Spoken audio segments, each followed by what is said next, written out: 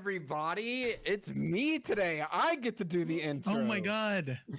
Hello, welcome to the Old Moon Podcast, episode 13. I am Tiltless TV doing the intro today because Blue did a really amazing cooking stream today that was very entertaining to watch. Yeah, woo! Let's go. I'm joined today by Jay. Hi. It's intro time. It's intro time. Come on, Jay. It's intro time. One week my we'll get name it right. is Jay Kuhn, and I'm an Awakening Wusa main with 751 gear score, and I'll be gaining like 10 gear score tomorrow. And welcome to the Old Moon Podcast, episode 13. 1 week we're gonna get it perfect. We're 3 months in, but 1 week we're gonna get it right. I'm also joined. Yeah, go ahead. Okay, yeah. I'm also joined. Okay, you go. Go. You go. No, go ahead. I'm also joined here today by Blue, the culinary chef master himself. That's right, baby. We hit Master 2 cooking IRL today. Made some Land of the Morning Light food, which was a tremendous amount of fun. I stream at least 4 days a week. We're starting to get into YouTube. All of our highlights are on YouTube. We're making guides on YouTube. Absolutely, it's just content. The content never stops. It's like the adventure never stops, but now it's content for us. So yeah, I'm super happy to be here today, and we're letting Tiltus take over because, like he said, I kind of had to cook all day. So Tiltus and Jay Kuhn very kindly stepped up and got the topics together. Jay's outline looks like way better than mine normally does. And yeah, okay, thank you, that hurt. And Tiltus is gonna lead it for us here. So Tiltus, take it away, big man. Yeah. So we've got a bunch of topics here to talk about today. We're gonna dabble into some class specific stuff in the beginning, and then we'll move into Land of the Morning Light, which is quickly approaching. But to kick us off, Jay Kuhn brought up this amazing thing that has been brought up a couple of times in recent weeks for me. Black Desert allows mouse to move functionality for a lot of the skills in the game. It allows players to change the direction with their mouse clicks instead of with their camera, and it works on a good portion of skills that you cannot camera turn. So a lot of players argue that this allows for a lot higher level of skill to be expressed in the game, and want to dabble a little bit into that today. So Jay, do you like mouse movement? Do you like the ability to click to move your skills almost? I don't necessarily like or dislike mouse to move. I understand why people utilize it for certain skills, like for the lawn flight skill or the Zerker jump skill, which can be redirected more accurately with mouse to move. But, for the most part, I've never really needed to use mouse to move. So that's why I'm kind of indifferent to it. So. My man's never played DK and it shows. Blue Squadron, There actually isn't very much mouse to move in DK. DK doesn't have very much mouse to move. I like Etsu and most of the top end DKs don't really use mouse to move all that much, especially for shattering. It kind of spreads out your damage a little too much. But for Witch, especially Succession Witch, has a tremendous amount of mouse move. You can mouse move Earth Response, Magical Evasion, Teleport, Earthquake Evade. You can mouse move a lot of skills. And to be honest with you, I love mouse to move because I think it adds a dynamic to the game. It increases the skill ceiling of the game, which is always good. You don't have to use it if you don't want to, but having that skill ceiling there makes the game much more dynamic, I think, for a lot of players. So yeah, I love mouse to move. Yeah. Do you think it's an actual, Blue, I think you clearly think that it's a good thing for players to be able to express this higher level of skill by using click to move and mouse to move. Is that true? Would you say absolutely. That it's for sure. Yeah, no, it's absolutely a good thing. I think that, to be honest, I don't know if it was necessarily intentional by the developers per se, but I think it was a happy accident, and I think it is just absolutely some of the most fun in the game. I think there's a lot of PvPers that are still playing the game because of mouse to move. You don't really use it a whole lot in PvE, no matter who you are, but you really do in PvP, man. You can get especially Zerker is the class that comes to mind. Yeah, Awakening Zerker can get really sweaty. Oh yeah. Jay, do you think it's a good thing? I do think because desync and BDO exists, mouse to move makes it harder for your opponent to react to you, and as a result, I do feel like it feels a little bit unfair. For example, like I'm sure some listeners have seen a Zerker use their mouse to move on their jumping skill, and from the Zerker's perspective, they look fine on their end, but from the other person's perspective, the Zerker is just bugging out everywhere, and they don't actually know where they are on screen. So I'm kind of leaning more towards that. It's not the best thing for BDO. Interesting. I'm gonna have to agree with Blue on this one. I think Let's it's the PvP. I think it's the That's right. PvP core.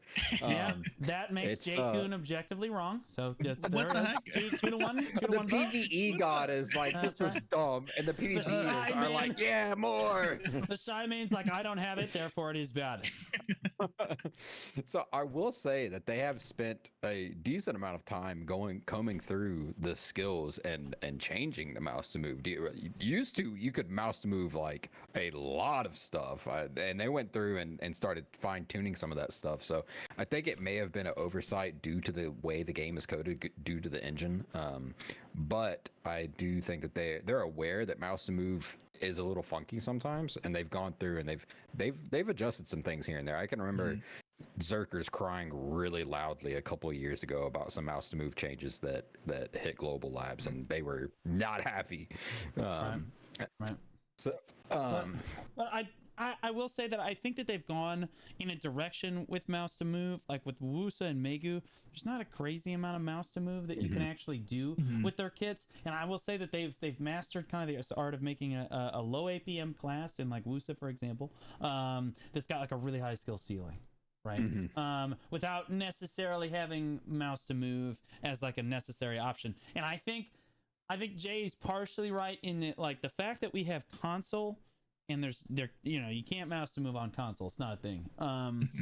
That they should probably get away from mouse to move as a mechanic, but like if it was strictly a PC game, again, I really think that mouse move is really good, especially for some of the older classes in the game that don't necessarily have all the new flashy updates that like a Megu or a Wusa or a Sage is gonna have.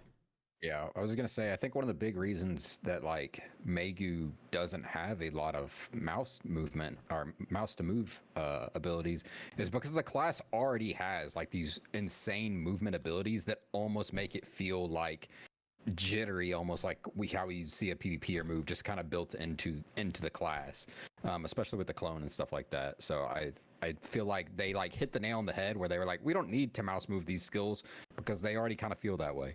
I do feel like they're leaning more towards away from mouse to move because there's some updates for like Wusa and for some of the other classes that a lot of their skills are going to be more responsive. For example, butterfly step on Wusa, the turn radius, they just updated turn radius for it, and it's like it kind of feels like you have mouse to move on butterfly step because your camera movement is so responsive now to that ability. So yeah, there's definitely a fine line that they strike. I know one of the big things that separated a lot of DKs back in the day was being able to 180 airstrike.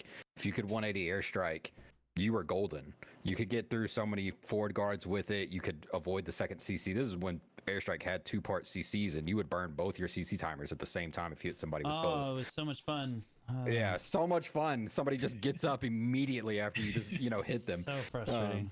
So I think they're taking a step in the right direction if they don't want newer classes to have mouse to move, because it inevitably is going to be hard to balance. We've seen it on previous classes like Zerker that thrives with the mouse to move.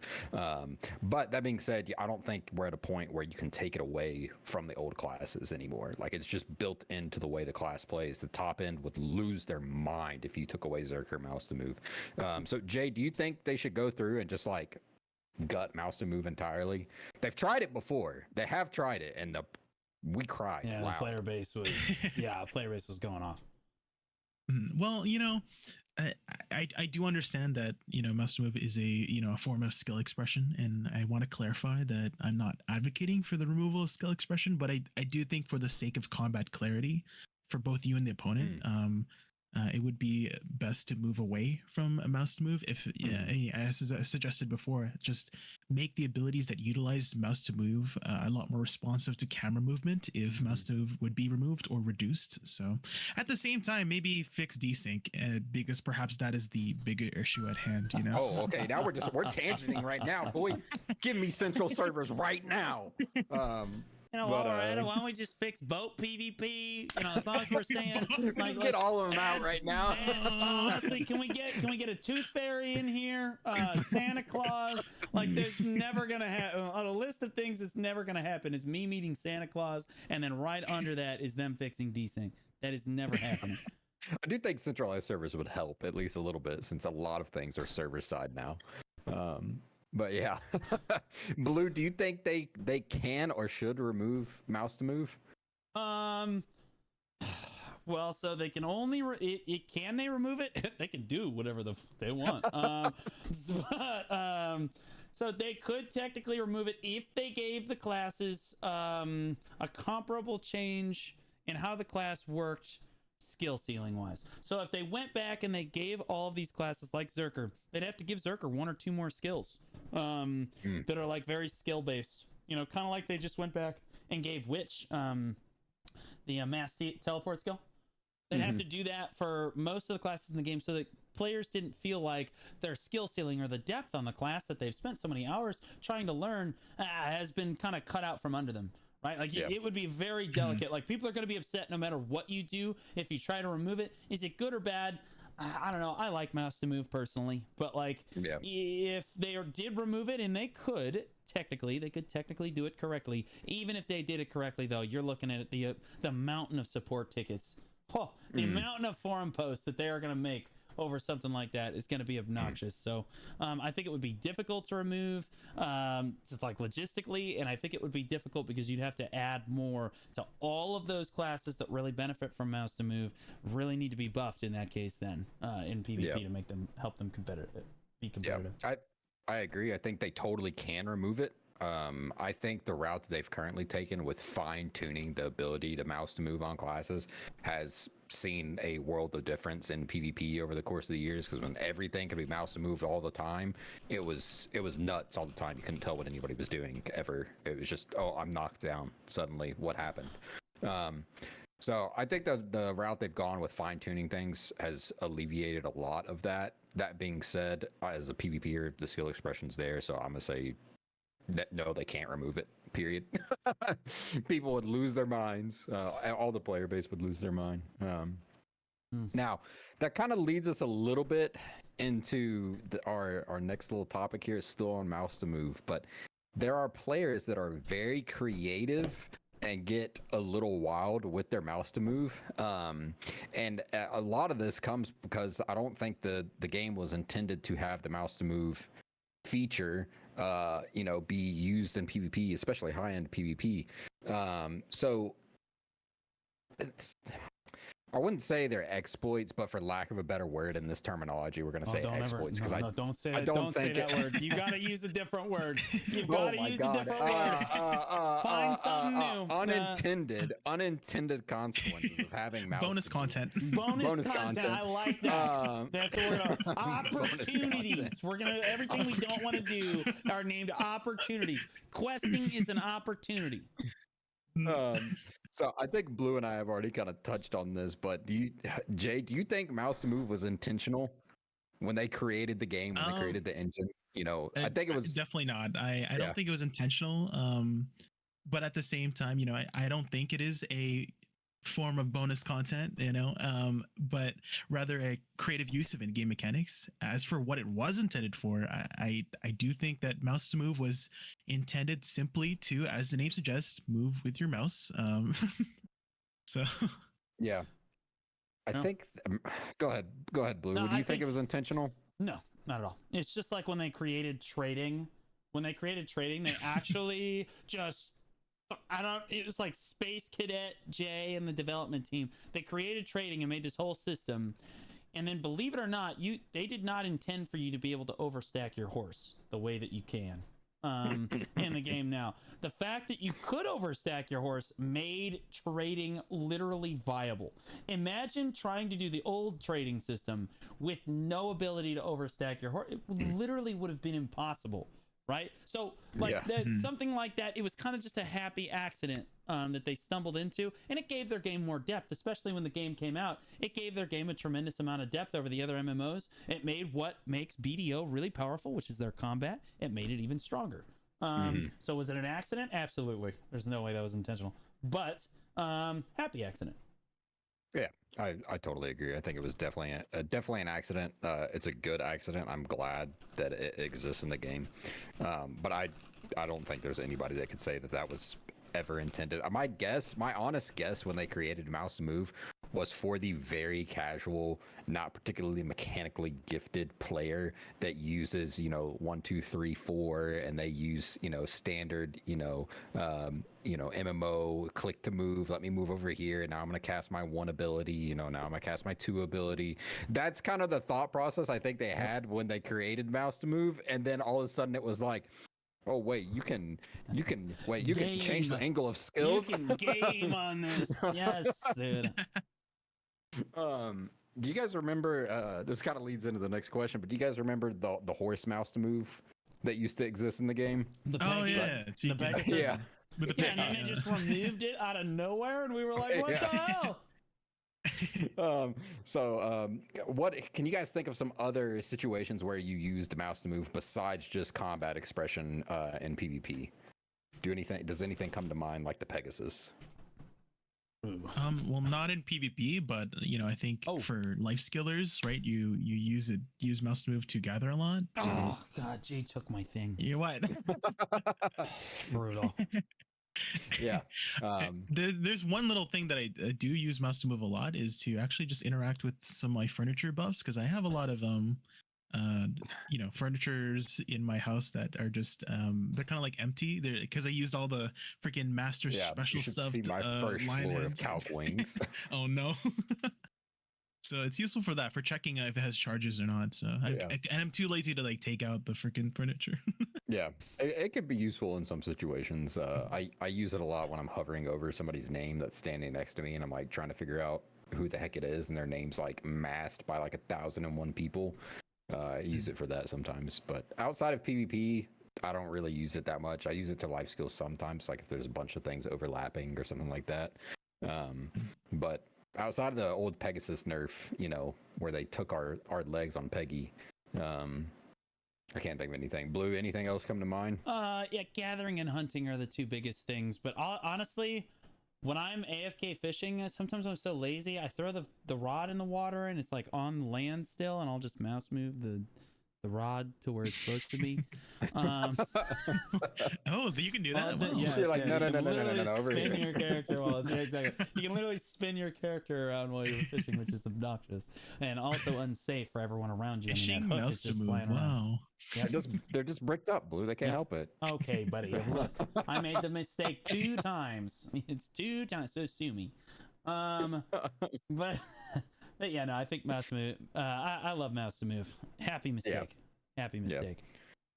So we've thrown around this term a lot so far tonight. The word skill expression when talking about mouse to move and how it allows for this high end skill expression for these good players to really flex their mechanical prowess.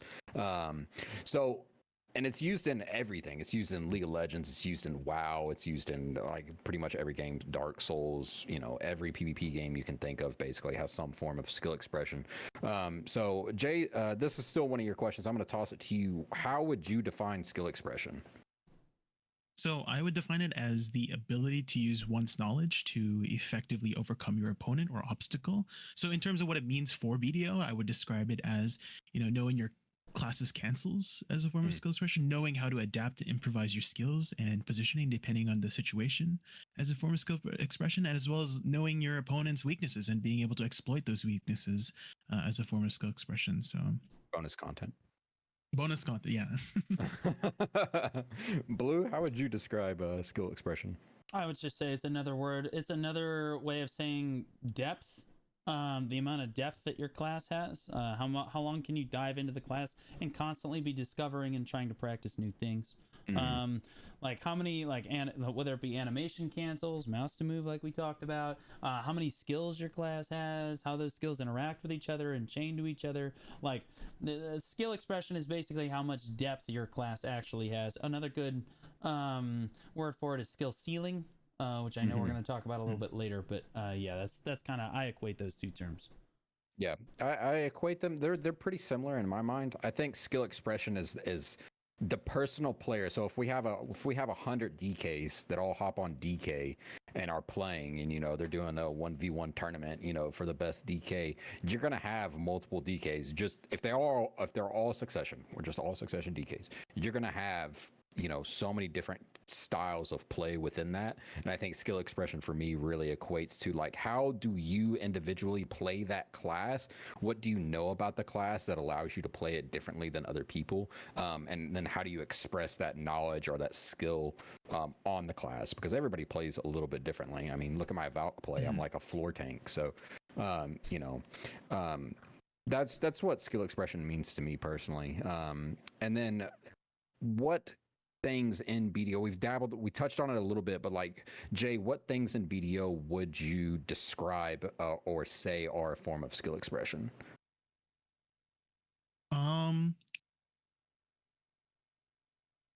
Oh, well, I think I explained it earlier. Yeah, you did. Is there anything I- else like outside of the list that you oh, gave us earlier, like knowledge, bonus content on knowing the matchups, mouse to move, obviously? Like, is there anything else that pops into your brain, and BDO specifically, that allows you a higher form of skill expression than most other games?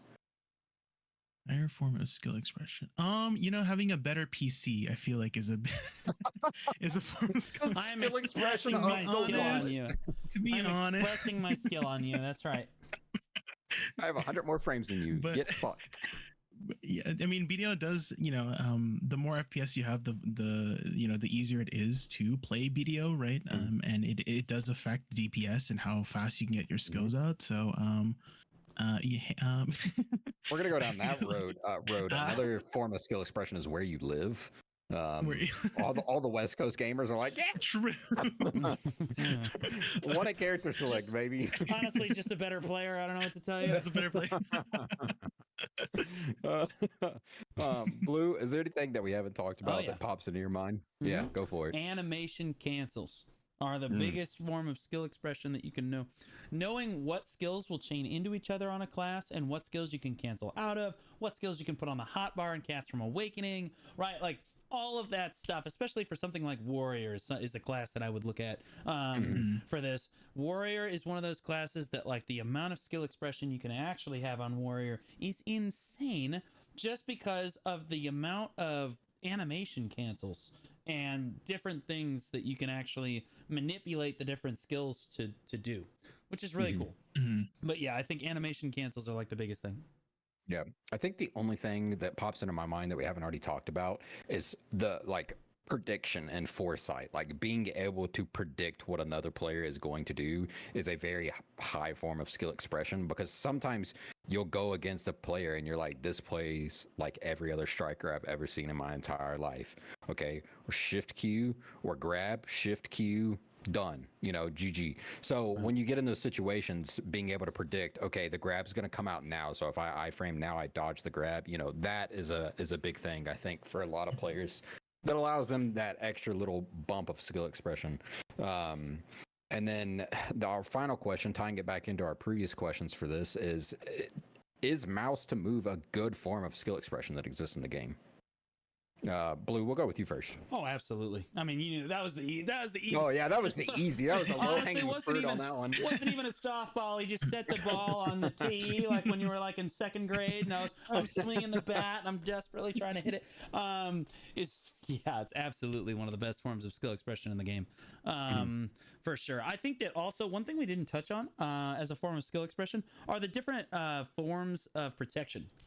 in the game. Being able to rotate frontal guards and super armors properly and iframes properly to play around your opponent. Like you said, iframing a grab, super armoring, positioning so that your frontal guard actually protects you and that no one is behind you or no one can sneak behind you. That adds a lot of skill expression to the game. The majority of it, to be honest with you. I forgot about it. So, Jay, what are you thinking? I'm kind of leaning more on the other side. Of course, to be honest, I it'll make the conversation more interesting. You know, I do think most people are always in favor of anything that can be used to their advantage. You know, and I do think that does skew opinions due to biases. Earlier I mentioned combat clarity, and you know what I meant by that is so that you can see your class ability with mouse to move functioning properly on your screen, but on your opponent's screen you're just bugging out. And it does suck that mouse to move's skill expression comes at the cost of the game not functioning properly and showing you what's actually on the screen. I DM'd Sunny Biceptimus Prime about mouse to move because he was discussing it a long time ago. I remembered, and I just wanted to get his opinion on it. And he said it's sort of a way. It's like a removal of skill expression. That's the term he used. It's a removal of skill expression from your opponent because they can't even fairly react to you due to them not being able to see what's actually happening on their end. So, you know, with all these reasons in mind, I am kind of leaning more towards no, it's not a good form of skill expression for the game. I just, every time we talk about mouse move, I just see Jay is just Anakin climbing up the slopes of Mustafar. I hate it! I hate it! Yeah, I mean, like, I don't know, because your opponent can mouse to move in most cases too. So like I mean, like if you take desync out, I mean, desync's not something that you can really balance around. So like if you take the desync out of it, I do think that mouse to move is a solid expression of it, of, you know, depth on your class. But it is what it is. But again, they could technically remove it, but they could technically do anything they wanted. They could just remove teleport from Witch tomorrow, and that would be it. We would just remove all of Calpheon from the game. Yeah, I think for personal, I can see where Jay and Biceptimus are both coming from for taking away skill expression from your opponent, because it prevents reactionary skill from like being strong. If I can't react to my opponent because they're just like zooping around my screen and their character model is literally teleporting as it goes across the screen, I can see that. But at the same time, like almost every class has got the ability to click to move to some extent, or I keep saying click to move, mouse to move, to some extent.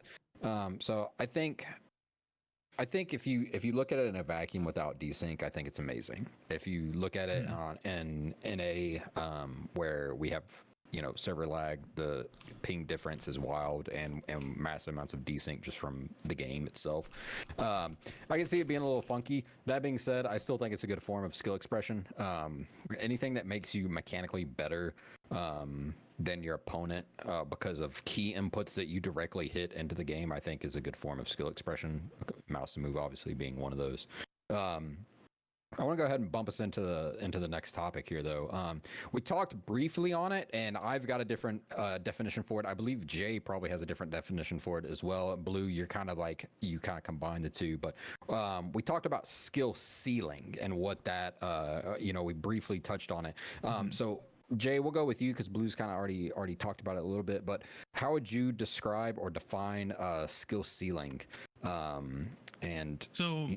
I think you touched on skill expression being more on the person, and I think skill ceiling is more on like objectively the class itself, right? Like how high the potential of the class itself.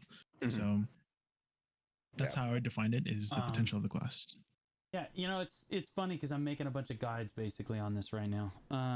Basically like a how to choose your class guide on YouTube. Honestly, shameless plug, but also it includes skill floor and skill ceiling on the class, so that a new player can look at a class and every class in the game, whether it be Succession and or Awakening, for every single class in the game, and say, okay, what's the skill floor? I call it skill floor to get into the class. That's like, I would consider that other people use the term barrier to entry. How hard is the class to pick up and play, just like at a competent level, right? That's skill floor. Skill ceiling is at how much depth does the class have at the maximum possible level of play. So right, like we look over at flannels for ranger, right? So like your skill ceiling very high for awakening ranger, right? So that's kind of how I define those two terms.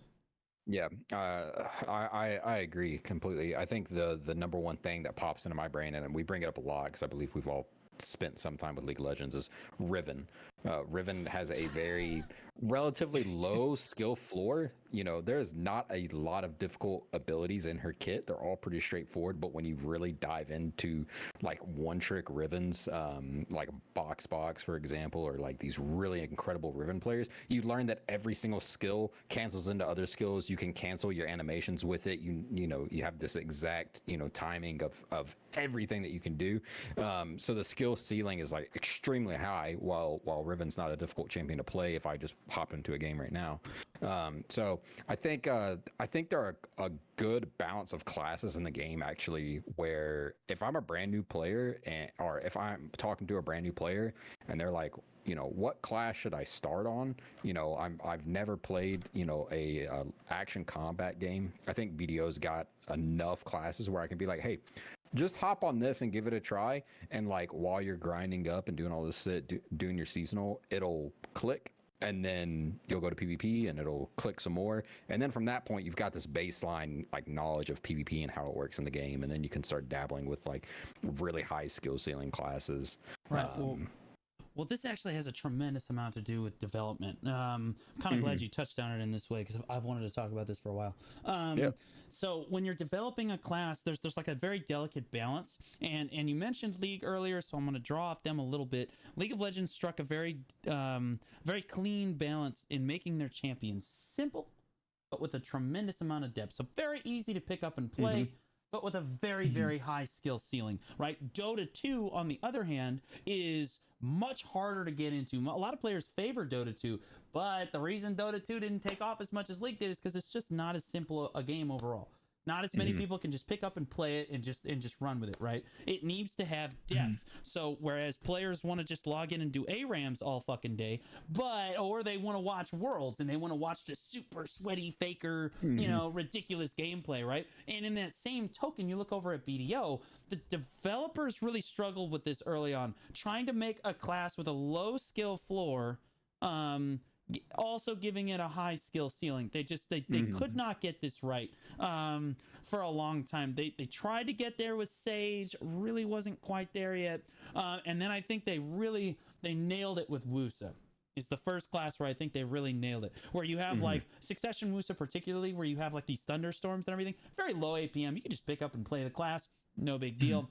Low APM, not very hard to get into, but in terms of an overall skill ceiling, as you dive into the class, there's a lot of room to improve on Wusa, positioning the thunderstorms, like how you're lingering your super armors, like what skills you're using, how you're using your like juggling your Chrysanth and your buffs and stuff like that. So like I think they've really kind of nailed it. But yeah, it has a lot to do with development, in that the developers have always got to try to make a class with a very, very low skill floor so that a new player that is new to the game can just pick it up and feel like they can play the class reasonably well, right? Like well enough to do like Centaurs or something. But also that it has enough depth for that same player to play that class for 5,000 hours and still not be bored with it. It's tough. Yep. It's tough. It is. Yeah, it is. So, okay, let's talk about this. So, in the game, the way it exists right now, what class do you think has the highest skill ceiling, Blue? Oh, it's Awakening Valkyrie. For sure. Oh. It's not even a question. Really? Yep. It's not even a question. Jay, go ahead. I'll let you throw in here. Go ahead, say your wrong opinion, Jay. It's okay. Well, I've always thought that Dracania was one of the most complex classes that I've seen. Okay, I'm so sorry. Succession or Awakening?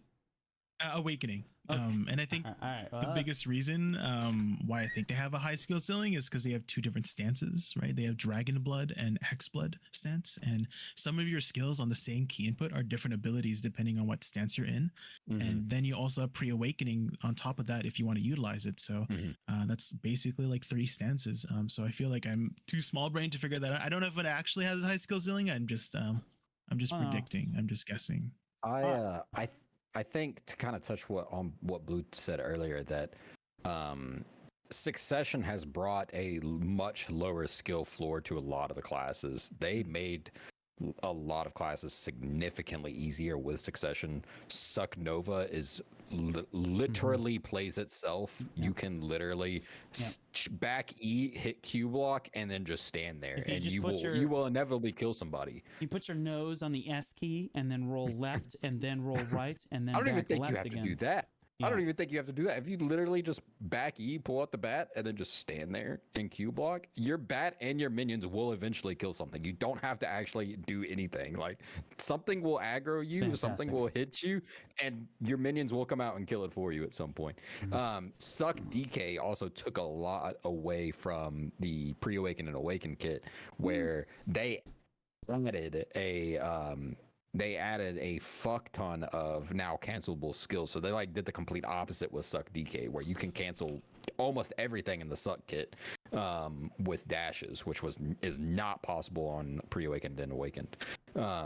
So I would agree with Blue on my question earlier. I think Awakened Valk probably has one of the highest skill ceilings in the game.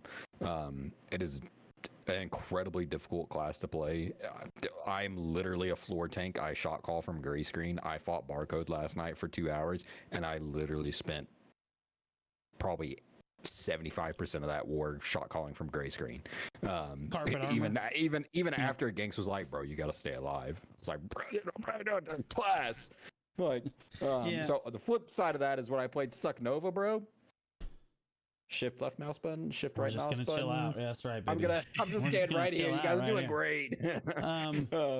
Yeah, I mean, you've made a lot of people in my chat angry by saying that Suck Nova has a low skill floor, but I'm just going to go ahead and reinforce the fact that it absolutely has one of the lowest skill floors in the game. It's not Here's really the up thing. for debate. So the thing, the thing about Suck Nova is that it's extremely low APM and it's very protected. So you're always in frontal guarded super armor basically all the time, and you can just roll through her skills without a incredible amount of thought. There's also not a massive amount of animation cancels or things that you really have to worry about. The class has a reasonable amount of depth. Let's not take that away from the class. You have to at least put your back to a wall. But yeah, overall, you gotta game knowledge where the wall is. Right.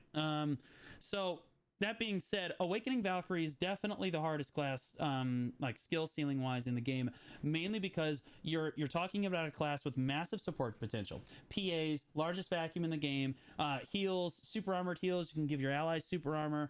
You can give your allies special attack damage buffs, accuracy buffs, all kinds of different like support aspects packed into this kit with like lower.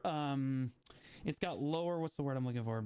Area of effect, AoE. It's got lower AoE, okay? So you have to position perfectly, okay? So you have to, it also, though, on the flip side, also contains the strongest single skill in the game in its ultimate. In terms of like how much damage you can output in just a single skill. The ultimate will just nuke you 100 to 0 in Node Wars. So you have to juggle this ability to bomb with a lot of gaps in her protection. Now, they fixed some of the gaps over the years, but like her movement is also, if you've ever tried to pick up and play the class, the movement is not very intuitive. Unless you're just, I mean, people are always going to say, but you could just go around centaurs and hold forward right mouse button. No, we're talking about the skill ceiling of the class. So if you actually try to play the class at the highest possible level, go do that in a Node War and let me know how it goes. Trying to stay protected while you're moving, and you're pressing a million buttons while you're moving, and you're trying to do the no stamina movement cancels, and you're constantly trying to stay protected. All the while, you're trying to position yourself, like for a basic healing skill, for example, Purification and Awakening is a basic, even in Succession, it works the same. Basic healing skill, and it's got a frontal guard on it. And if you hit an ally with it, it heals them for a certain amount of HP. But if you hit an ally and an enemy with it, it heals everyone around you for way more HP than it did before. So like the ability to position properly and think about where you need to be on Valkyrie while maintaining the knowledge base to know, okay, I need to go in and dive now. Okay, now I need to go in and now I need to go bomb. Right, there's my opportunity for a vacuum. Right, there's my opportunity. Now I got to heal. Now I got to keep my accuracy buff up. Oh, I got to move. I got to keep up with the offense buff. Stamina management is a big thing. Oh, I'm out of stamina. I'm just dead. Right, like so, it's so much support offense and defensive capability. I mean, it's just the amount of depth on the class is basically never ending. If you watch Amu play the game, it's actually incredible. Watching Amu's Awakening Valkyrie guide and Amu like running around in the battle arena and stuff. I mean, that guy, he does things with Awakening Valkyrie that we've just never seen before. You know, you're just like, oh my god, it's crazy. Raiden, Swidex, Bobby Butcher, some of the biggest Valkyries in the entire game. Just absolutely insane. They do things on the class that no one else can really make that happen. Like, I see people pick up the class all the time around me in any guild that I've ever been in, and it's just a total flop. People that are just super gamers on every other class in the game, it's just a disaster. Because there's just so much to manage. It's just overwhelming. Right? Nobody will believe it when I say that I was a good DK player, like, because they watch my Valk stream and it's just like I'm a floor tank. I literally just lay on the ground. But too difficult, yeah, it is insane. So okay, so we've talked about like a really hard to play class. I think you know, Awakened Valk definitely sticks out in my mind. I'm biased because I fucking play the class and it's hard. One more thing about Jay. Jay said Awakening Draconian, and I didn't really address it. Awakening Draconian. That definitely, that class has a lot of depth, but in terms of, like, it doesn't have the support potential or defensive, like, tank potential that a Valkyrie has, so you don't really have that to manage. It's just offense. And yes, managing the two forms is very difficult. You're absolutely right. It's definitely one of the harder classes in the game, skill ceiling wise, but like, it just doesn't have as much to manage overall, is kind of my argument on the other side of that. Anyway, okay, sorry, Tiltus, go ahead. Yeah, no, you're good. So we've talked about like really hard to play classes: Awaken Drag, Awaken Valk. I think almost any Awakening class is going to be harder to play than its Suck counterpart, just across the board for the most part. Not every class, but for the most part. That being said, what class besides Suck Nova, because we've already gone over that, it has a very low skill ceiling? Jay, I'm gonna let you go first on this one. You know, I think I'm gonna get a lot of strong opinions for this, but I honestly feel like Megu is one. Okay, at least from what I've heard, she's extremely easy to pick up and learn, as well as very effective in both PvE and PvP.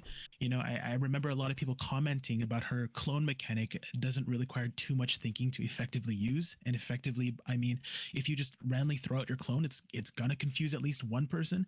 And sometimes it's even me in the party during the dungeon. I'm like, oh, you're not supposed to stand there. You're gonna mess up the mechanic. But joke's on you. It's a clone, and I got bamboozled. So, I think Megu is one of those classes that's going to be on the lower end of the skill ceiling. Yeah. Well, I wouldn't compare it to skill ceiling. I would say skill floor. What has a low skill floor? Because I think Megu actually has a particularly high skill ceiling because of the ability to deceive your opponents. But True. Blue, let's hop on you real quick. What class do you think? Skill floor in the game? Yeah. Besides Suck Nova. No. I actually think that Suck Nova is beaten out by one other class. Like, I think Suck Nova has a higher skill floor than one other class in the game. And that is Succession Corsair. If you've ever played Succession Corsair, and I have, you can literally drag. So you really only have to use your Dolphin skills and then some of your Final Guard skills. So you can literally just drag them to your hotbar, like 1 through 9 or whatever. It's only like 5 of them. And just hit number 1, and then hit 2, and then hit 3, and then hit 4, and then hit 5, and then rotate bound back to 1 again. Like, you can just do that on Succession Corsair. So in terms of picking up the class, it's really easy. I just throw out my whale skills. So it's really not very hard at all. Honestly, easier than Suck Nova. In my Suck Nova, actually requires button input. And you have to, I have to remember to summon my pet and stuff. You don't have to do that on Corsair. So I think that Suck Corsair is probably the lowest. So forgetting to summon your pet on Suck Nova is the single worst feeling in the entire game, though, because it's so basic and it stays out until you die. So you can literally get it every single spawn. As soon as you spawn, just back E, you're good to go. But when you get a big knockdown with Suck Nova because you actually did something that was like mechanically good on the class, and you get this big fat knockdown on a bunch of people, and you go to use all your rotation skills because you can do all of them at the same time and not get knocked out of any of them. And then they all just get back up because you don't have the bat out. You're like, oh, I did a thing. My bad. So Yeah, my vote's on Suck Nova. I can totally see an argument for Corsair having a very low skill floor. You Suck can Nova also is just very, hold shift very fun. Or and yeah, move. Suck Corsair is super fun to play though. Oh, it's tremendous. It is Fun, so like they hit the nail on the head with the movement on that class because it feels good all the time. Yep. Yeah. So all right. Well, I think we've dabbled on skill floor and skill ceiling like pretty heavily there. Let's move on to our next topic. So BDO currently has this one's we're diving into shit now, boys, so buckle up. BDO currently has 26 classes and counting. And that also means that there is awakening and succession for almost all of those classes except for 2. Well, 3 technically, but Magus is coming out in a couple of weeks, so we don't count that right now. But strength upon these classes has varied from very weak to very broken, such as the war criminal herself, Megu. And typically a lot more now than back in the day, but typically now when classes release, we're seeing them immediately start getting adjusted. You know, week 1 we're doing this, week 2 we're doing this, week 3 we're doing this other thing, week 4 we're actually doing week 1 because week 1's nerfs didn't go through and we somehow that spaghetti coded into the game. So like you see a lot of this kind of stuff happen. I've kind of already said my piece on what the strongest class on release has ever been in the game. In my opinion, that Megu was the strongest class on release in the game, bro. Ooh. Bro, that we'll get into that. We'll get into that. We'll get into that. We'll get into that. We'll toss it. We'll talk. We're gonna toss it. We're gonna toss it to Jay first. They have Jay, forgotten. Forgive them, Lord. They have forgotten. Go ahead. Jay, what do you think, I think the strongest class on release has been? Well, I've been oppressed by this class ever since she came out. And I think if I had to say what was the strongest class when I was around, I would go with Guardian on release. There was this meme going around called Jordan Go Burr. I don't know if you guys remember that meme, but it was basically the sound of the printer printing money, which was a popular meme at the time, to basically describe how strong Guardian was in both PvE and PvP at the time. I remember being so oppressed by her in Histria and Ackman, so it would have to be Guardian for me. That was a scary class on release. I'm not gonna lie, especially as a DK player at the time, dude. Good luck. It was scary, but I give it maybe number 5 on scariest classes. There are 2 classes right, Blue's that come got a to list. mind. Blue's got a list. We're going through the whole thing. I think about this all the time. I have 2 classes that come to mind immediately when you talk about very strong class releases in BDO. Number 1, I remember the genocide of the Dark Knights when Awakening Mystic hit the servers. Like, because Awakening Mystic was so powerful. Awakening Mystic was so powerful because almost every class in the game at the time, Tamer, the staffs, both Witch and Wizard, and everyone was playing Dark Knight. Everyone was playing Dark Knight. Yeah, everyone was playing magic damage classes, and Mystic came out, and they buffed Striker and Mystic at the same time. So, I mean, take the damage that you feel that you do to Mystics now, and then I want you to subtract 60%. Just take 60% of your damage straight off the top because that's how it was. That's how much they've nerfed it since it came out.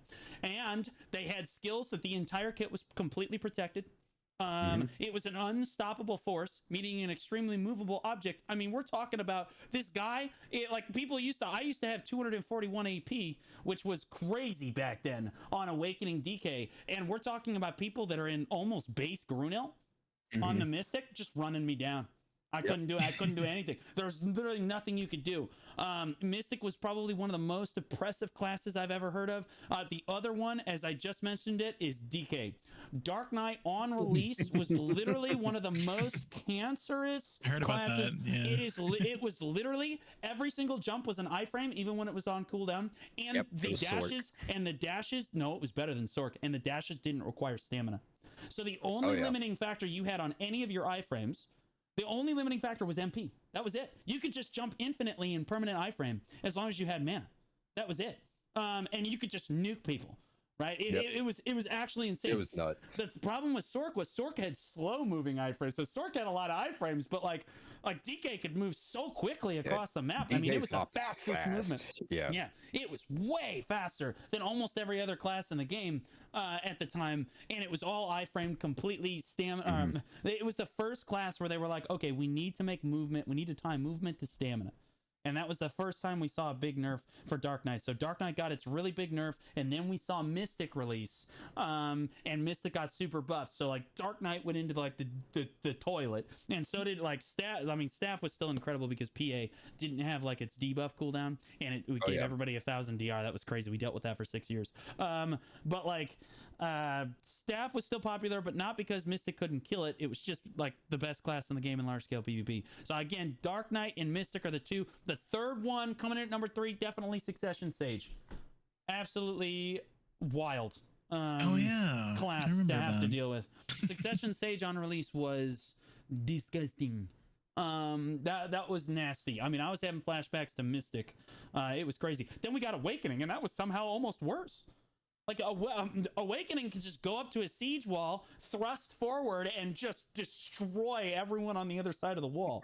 He can just cast through walls and stuff and just delete entire swaths of people. It was obnoxious.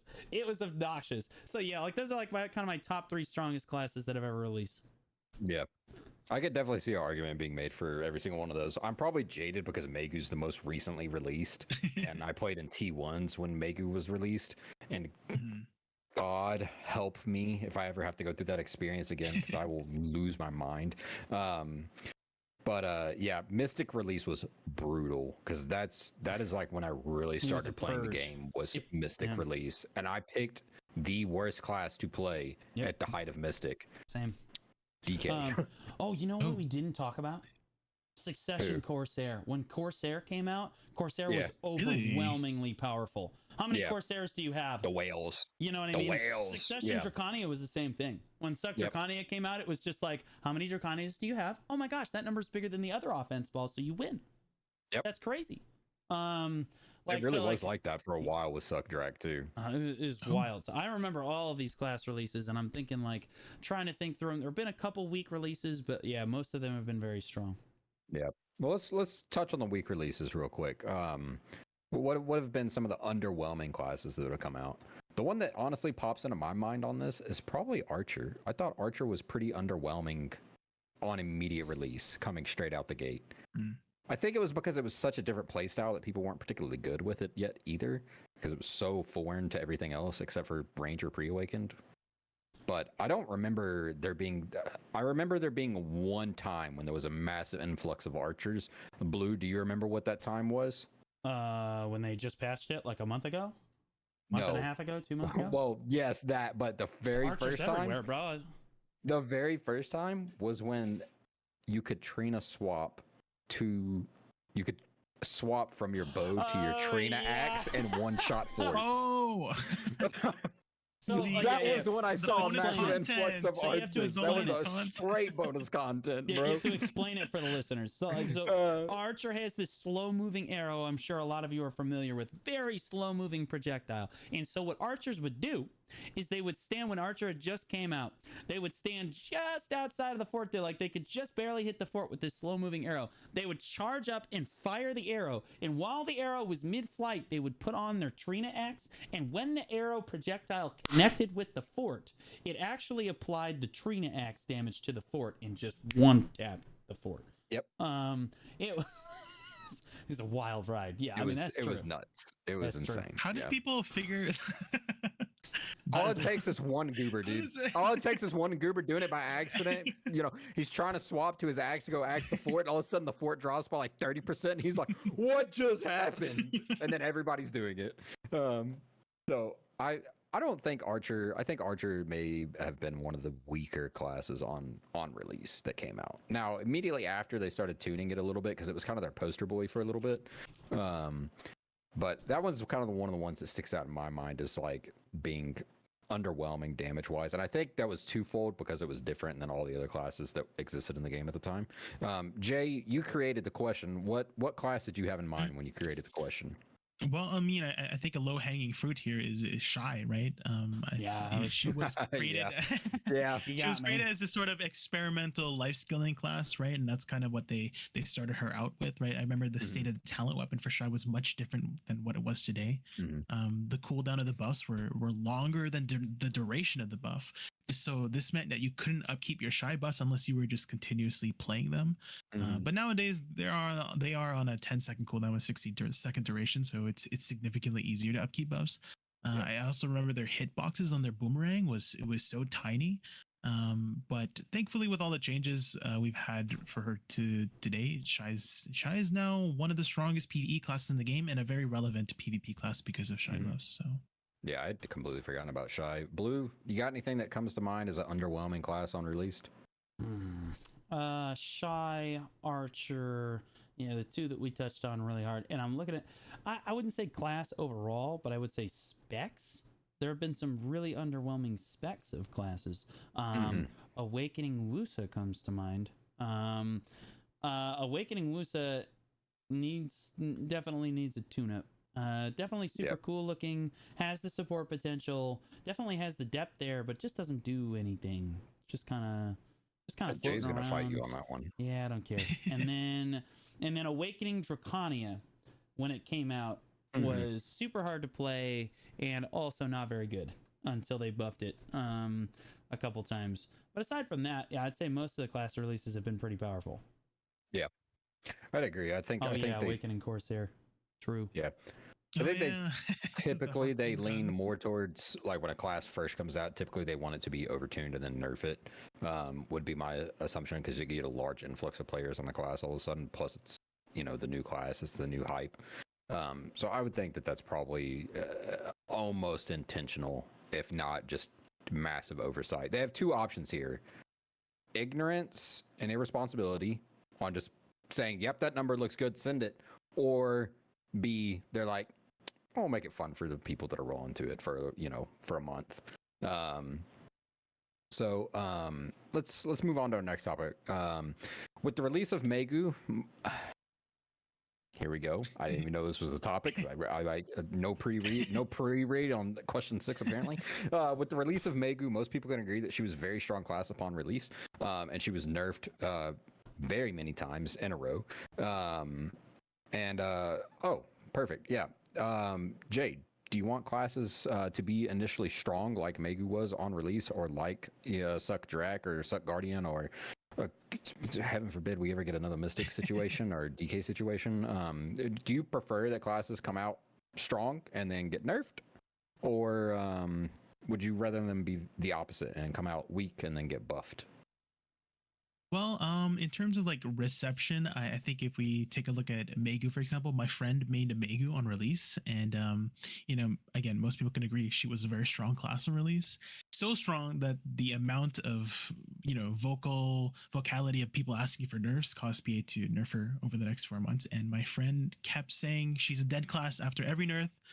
But lo and behold, Oh. at least from what I've heard, she's still a very strong, solid class, and she's still doing Megu things after all the nerfs. So I think a lot of people would agree that whenever you play a class that gets nerfed, it does feel bad. So if classes were released on the weaker side and buffed over time, maybe that would have a better reception. So Yeah.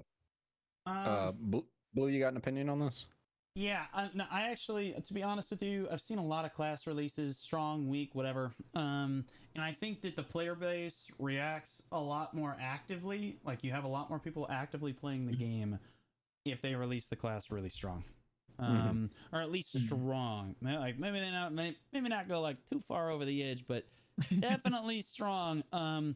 Like because it gets people excited about playing the class and it's fun, and it gets people to learn the class faster. The game understands how the class functions in PvP more quickly. Again, and everybody's just more actively playing it. When you have a class that's very weak on release, and Awakening Corsair is the one I'm going to look at, no one ever ends up playing. Even if you buff it over time, they could make I don't know. Like people just end up never trying the class or giving it the honest approach that maybe they should have in the first place for like the two volatimies and stuff. So I think it's better to start strong and then nerf it down. Yeah, I from a player population perspective and from a probably a business perspective, it makes sense to release a class strong and then nerf it. Please do not make Megu ever again. Do not release a class that is on par with that ever again on release. Go under that. Shoot for under that, and you will be fine.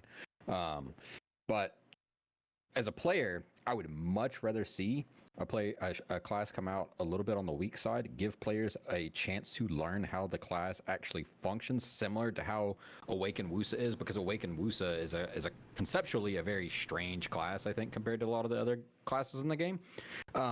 So like release it weak and then pump it up as players are learning, because players can find things out that the devs didn't know or didn't intend, and that will change the way the class is played. And if you pump up the damage too much, or it comes out really strong all of a sudden, and then players find out, you know, that the ideal way to play the class, all of a sudden you've got these players that are just steamrolling everything around them.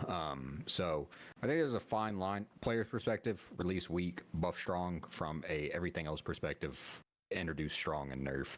Just don't overboard it, please God. No more Magus, no more. I'm gonna fast forward this just a little bit so we can try to get to our Land of the Morning Lights discussions as well. But I did really like this question. So before Nova came out, classes were very heavily designed with Awakening in mind first. What was going to be the Awakening, and how would the pre-awakened kit flow into that Awakening? Granted, there's a caveat here. A lot of the classes that came out on the release of the game are not included in this discussion, but the interim between Awakening coming out and I would say Nova, there was this. A lot of classes were designed, I think, pretty intentionally with pre-awakened and awakening being a thing. And now, I don't know if I'd say that they're heavily focused around succession, but I feel like there's a lot of attention that's put into their pre-awakened / succession kits.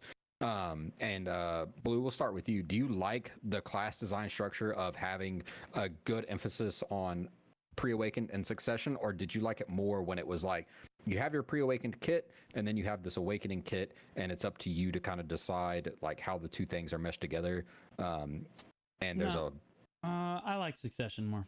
I like succession first, then awakening. Otherwise, I think the class would take way too long to develop. They got to develop almost twice as many skills. Like, yeah, they have to develop the prime skills and everything, but like it gives them time while we flesh out succession and stuff. I don't know.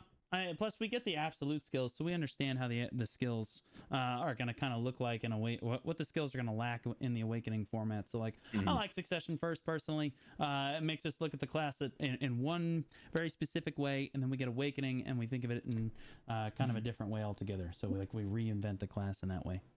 Yeah. Jay, what about you?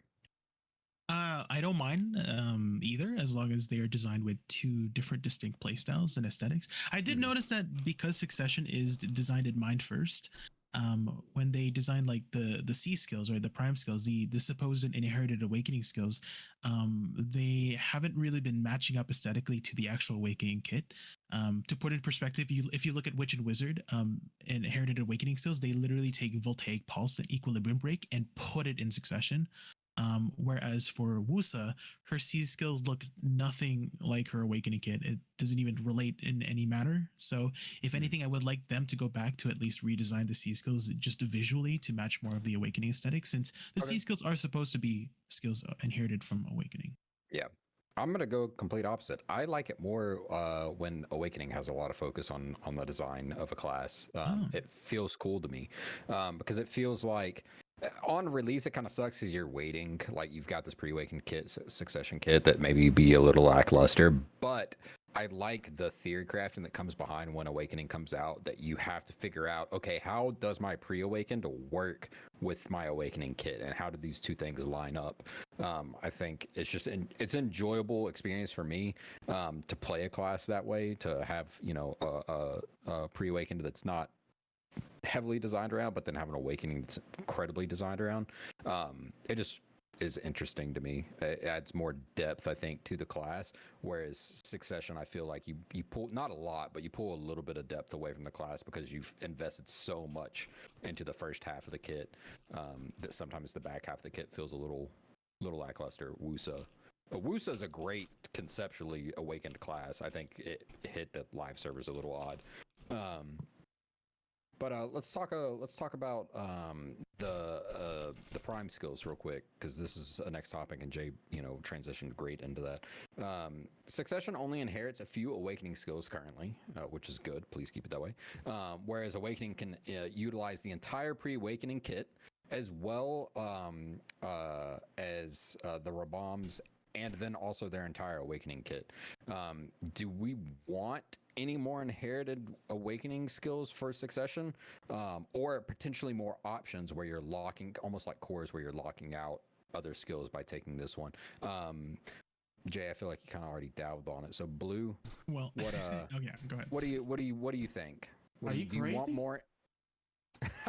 You're literally, are you nuts? You're asking for Succession buffs. Is this on? Are you hearing me? Like I feel like I did. That's my ears deceive me, bro. Succession is already powerful enough. They don't need any more stuff. They have their own dynamics. Stop asking for more Succession stuff. If anything, Awakening feels weaker in most cases than Succession does. So if anything, Awakening needs more love. Whether it be with a new approach to core skills or what have you, but Succession, I don't think so at all. Yeah, Jay, what do you created the question? So what did you have? Well, in mind? I don't think necessarily giving them more options equals a buff, right? It just gives more options. And I'm always an advocate for allowing players to have more choices. So, you know, going back to last week's topic about class skill customization, I do think maybe giving Succession more options would be an amazing way to add more skill customization. Again, it doesn't have to be a buff, right? It might not even make them stronger. It just makes them have more in depth, much more, you know, more skill ceiling, right? So it allows diversity among the classes. yeah. Be right back. Someone's at my door. This will be pleasant. Opening the door so then they see all this. This is going to be great. So for me personally, I don't want to see Succession get any more skills, which is odd because I also am a pretty heavy advocate. My brain just turned off. I like people to have more diversity in the way they want to play the class and be able to express the class in different ways. However, I think you would break Succession if you gave them any kind of more options. I feel like Succession plays in a very certain play style, and if you gave them options, then all of a sudden you're opening up Succession pool to just be even more stronger because people are going to find out these weird combinations that work so much better than what's given to you in the form of the class. And yeah, I don't think I'd like that. I think conceptually it would be, you know, cool for players to have more diversity in their skills, but I don't want to see it because it'll be broken, I think. That being said, we'll touch on absolutes real quickly. I like absolutes. I think they're good. You know, there's no sense in not absoluting a skill when you're playing in the awakened version of it because it's more deeps. So, Blue, what do you think? Do you like the idea of absolute skills for awakening, and do you use them frequently in your awakening stance? I mean, it depends on the class. In which, if you're talking about PvE, you're almost griefing if you go into pre-awakening for anything but speed spell. But in PvP, the absolute skills definitely have their place. And then, like, I think every class in the game, I think absolute skills are actually in a fine spot. I think they've done a pretty solid spot with those. I think the way that you buff awakening at this point is to reassess how the core skills function. Jay, do you like absolutes? Yeah, I love absolutes. Yeah, I do actually. I guess it depends on what class you in, right? Because certain classes pre-awakening and absolutes is way better than others. And I know certain classes can just stay awakening and they just function fine in awakening, right? I had this discussion with one of my viewers who were saying that they don't like the fact that they needed to use some of their pre-awakening skills sometimes while playing a class, but at least for me, I've always thought the absolute skills was an extension of awakening. So I would describe them as additional tools for the kit. You know, I've always been under the impression that since the devs gave you these tools, why not use them? So I'm going to touch back on like depending on what class you play, like at least for me on Wusa, right? I'm currently maining Awakening Wusa. I don't care what anyone says about Awakening Wusa. I love Awakening Wusa. But I still utilize a lot of the pre-awakening kit because they just designed such an amazing pre-awakening kit, right? For Wusa, right? The Stormfall skills, the Sagunja Chrysanth, all those tools are still very powerful for the awakening kit, and so I do dip in and out, and I like that playstyle. I like that playstyle of weaving in and out of your pre-awakening and awakening, and I think that gives a lot of depth to the class if you do that. Yeah, I agree. So I come from the land of Mystic DK, not from Broken DK, and so in those days it was very important to weave your pre-awakened into your awakened kit. Awakened DK was not the powerhouse that it. Well, powerhouse is a strong word, but it was not nearly as good as it is now in its current iteration. And a lot of your catches actually just came from pre-awakened. It was hard to catch somebody if you're awakened only DK player. You had to go to pre-awakened to get it, and because of that, because of the way they designed it with awakening in mind, when you play pre-awakened DK, you can pretty much seamlessly go into awakening. There's very few times where you're actually hard C swapping on DK, which I think is why everything changed so well together with DK. So I love absolute skills. I love the idea of chaining your pre-awakened into your awakening and making those that feel seamless, like you have one big kit, you've got all the tools to choose from. It's up to you to make the best use of those tools. So I like absolute skills. I think they're great. I think it gives pre-awakened just the buff it needs, so that pre-awakened is not just inherently stronger than awakening if you're playing the awakening kit, and it makes more sense to do your damage from your awakening stance. But it gives you all this utility in the absolute and in the pre-awakened. So talking about DK, obviously I have a huge crush on DK. It was my main for 5 years. I just recently swapped to being a Nova main, or not Nova main, Valk main. My brain's totally turned off already. So I really enjoyed DK. Was the first class I picked up. I did not play any other classes until I was like level 58 or something.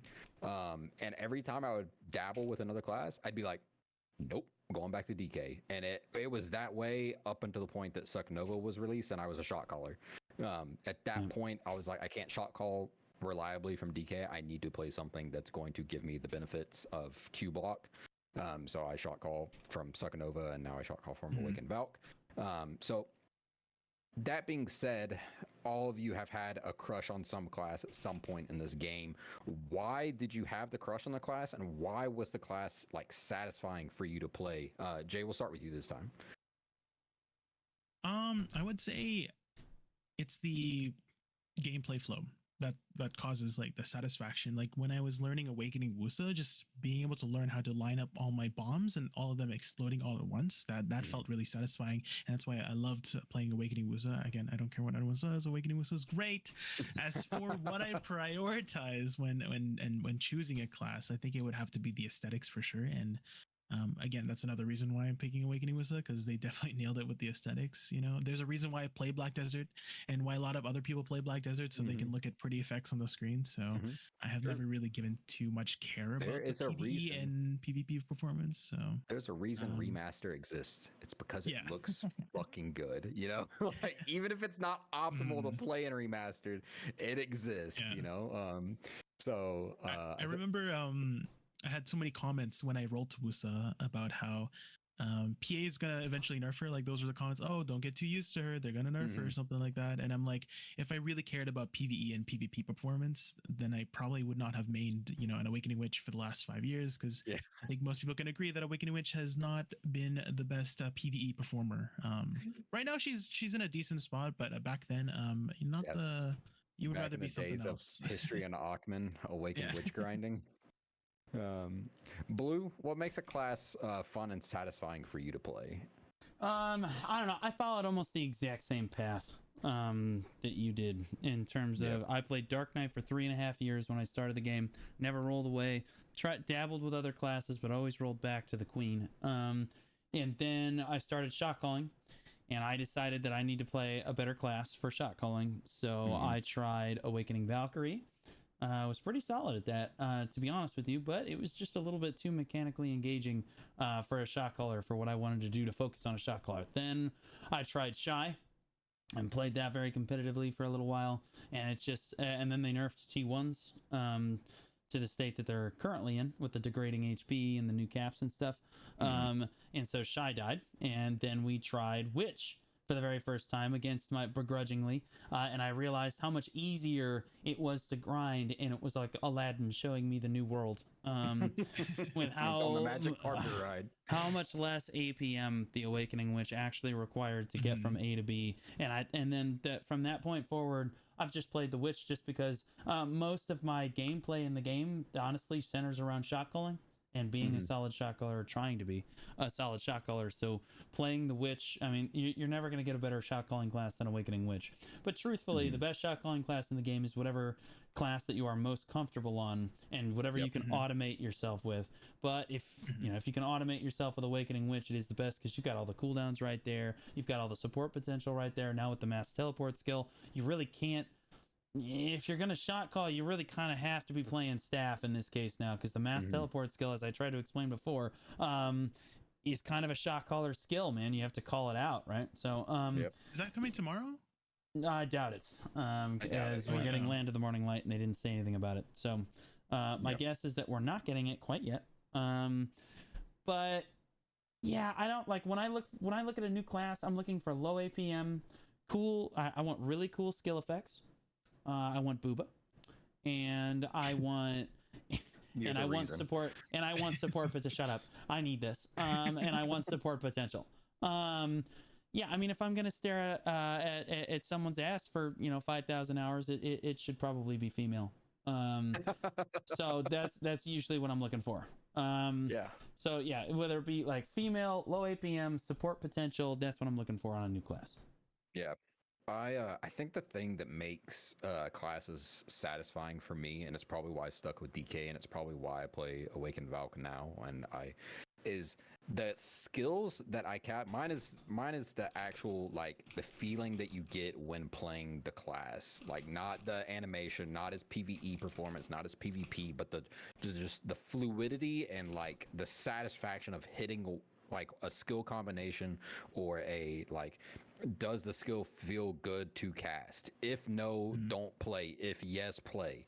And it's funny because I don't dabble with a lot of classes. I've recently, over like the last 2 weeks, have started picking up little tidbits of various classes here and there and trying them out for the first time. And it clicked with me that I was like, I just really like the skill itself to feel good to cast. If the skill feels good to cast, I'll probably play it. It's probably why I like DK, because the Seed of Catastrophe and Shattering Darkness and Spirit Legacy, like combination of skills, and how like Shattering and Seed, actually you can alternate the flows with those skills. It's like, as far as I'm aware, it's one of the only classes in the game where you can cast one skill from one tree, cast the next skill from a different tree, then cast the flow for the first tree, and then cast the flow for the second tree afterwards. So you can actually alternate like all four of these skills in some varying way. So like the skills have to feel good to cast. It's also probably why I like Valk too, because I'm a bad Valk player. But when I hit that fucking vacuum spear 100%, there is not a more satisfying feeling in this game than landing that nasty bomb, and you just see ding ding ding ding ding ding ding ding ding. Like I can't, when I hit him in Node War, like I audibly yell. Like every time, because I'm just like, yes, dude, it feels so good. So I think I play just for the gameplay loop. Like, it's got to feel good. The animations have to feel good. Jay, how often would you say you try out a new class? Probably not very often. Wusa was actually my very first hard roll that I made in 5 years. So it was kind of a pretty big deal for me. And so didn't you play Awakening Witch for a long time, and then you hard rolled to Shy, and then you rolled I didn't. over? I tagged a Shy, and I only used my Shy for like Olins or something. For everything. I didn't use my Shy. Every time I tune into your stream, you're either sieging on the Shy, Olin's on the Shy, everything. Okay, I grind a lot of Olins. Aside from the dungeon PvP and PvE, you're right. You were playing the Witch. That's absolutely right. I've been watching him grind on the Awakened Wusa. He's vibing with that class hard. Dude, I love that class so much. I just watched you grind on it the other day, and I was like, this kind of looks cool. I'm not gonna lie. Blue, do you try out, not necessarily roll, but try out other classes often? Yeah. I'm in the midst of. I have like my top 3 of my next class that I want to tag. Top 3 to 5 ready to go now because I just untagged the Wusa, and so I'm looking at my next tag here. Generally, I do it, and I used to not do this, but lately I've been doing it a lot for, I don't know, just fun, like side progression, so I can give each class 20-second tap time and stuff. But also, I'm learning the class and the skill names on every class, which helps me do shoutcasting better for tournaments and stuff. So like, that's really the primary reason, is that like, I want to very thoroughly understand just about every class in the game and how it functions and what its primary weaknesses and strengths are and what its primary skills are. It's just for large scale PvP shot calling and for shoutcasting. Well, yeah, I mean, we're getting there. We're cycling through. We're getting there. Yeah, Project. I'm pretty much the same way, where I never touched other classes. I think my first like hard consideration when I was playing DK is I got so frustrated with DK being bad that I considered rolling to Kuno for a while. And I was just not a good Kuno player, so I couldn't make the roll. And then I hard rolled to Nova, and I stopped grinding because I hated the Suck Nova grind so much that I just refused to do it anymore. I rolled back to DK, and now that I'm like full on into the Valk land again, I'm hard rolled onto my Valk. But recently, like over the last 2 weeks, I've gotten like 4 classes to like 61 that I want to like try out. I've started, like just doing like very like minimal grinds on them, like go do an hour of like a Blood Wolves or something like that, like start to get a vibe for the classes. And I found that some of the classes in this game are actually fun as fuck, and I have been missing out on a good portion of the game for a while. I definitely recommend people to like actually just go try the class. Like, you don't have to roll, you don't even have to really tag it. Like, you could literally take your seasonal gear, toss it on there, and just go like do an hour of Blood Wolves. Like, I took a Megu. I made a wizard for mass teleport. And then I timepieced that to a Megu because I refused to play the War Criminal class when it came out. Now that it's a little better, I took it to seasonal Arsha.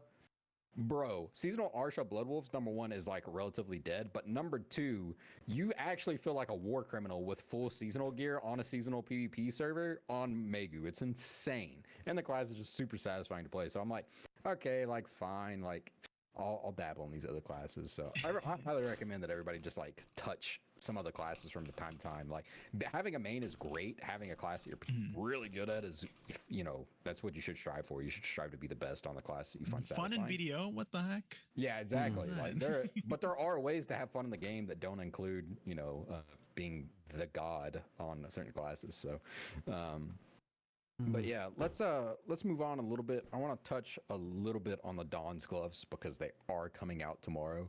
I know that there are people that are ready right now.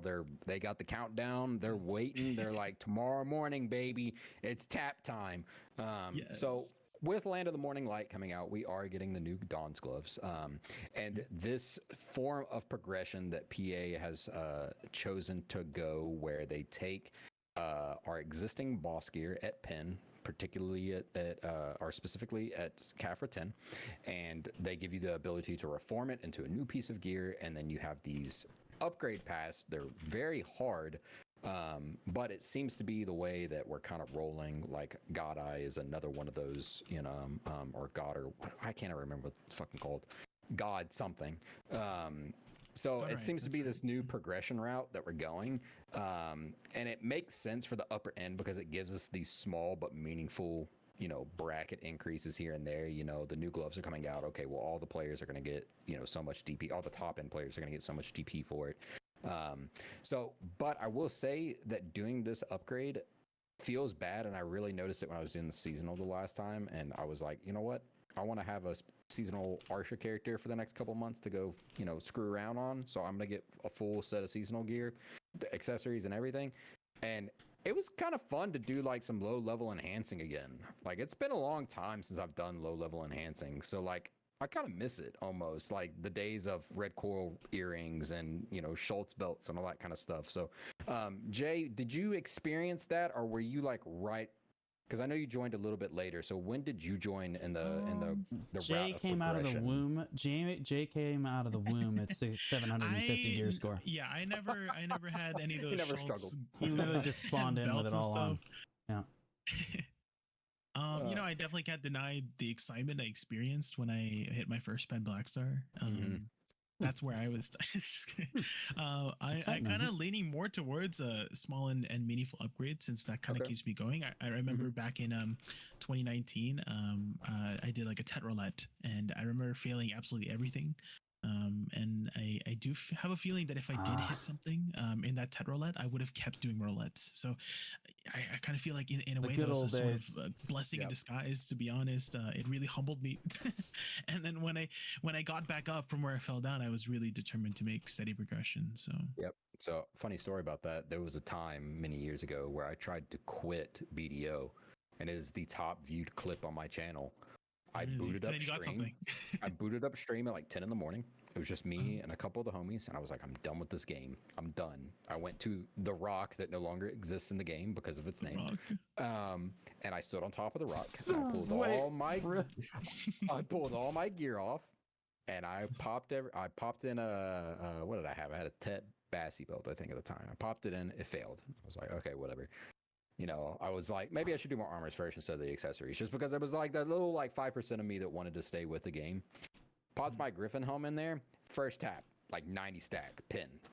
The only pin I've ever tapped that low. It was my first pin ever, and it's literally the clip is me going, "Come on, dude, I don't want to play this game anymore." And then I played for another year because now I had this influx of 18 bill, where there was only 5 pin Griffins ever sold on the market. It was one of those things. So I think the old way of upgrading was my favorite. These really big, huge enhancements. Blue, do you have an opinion? Oh, dude, I've been waiting. I'm waiting for this because I used to be the biggest degenerate that you could possibly imagine in BDO. Nothing brings me back more than the Tet roulettes where, baby, you finish enhancing and you go out to that desert Fogans out there. You got one durability on every single piece of gear. You're missing your offhand altogether. It's just gone. And you're grinding, and every time you get a scroll thing, you're like, oh, thank God, another memory fragment. Oh, thank God, another memory fragment. Yeah, it was God, those days. I look back on those days and I think, God, I was an idiot. But also, some of the fondest memories I have are just absolutely sending my gear.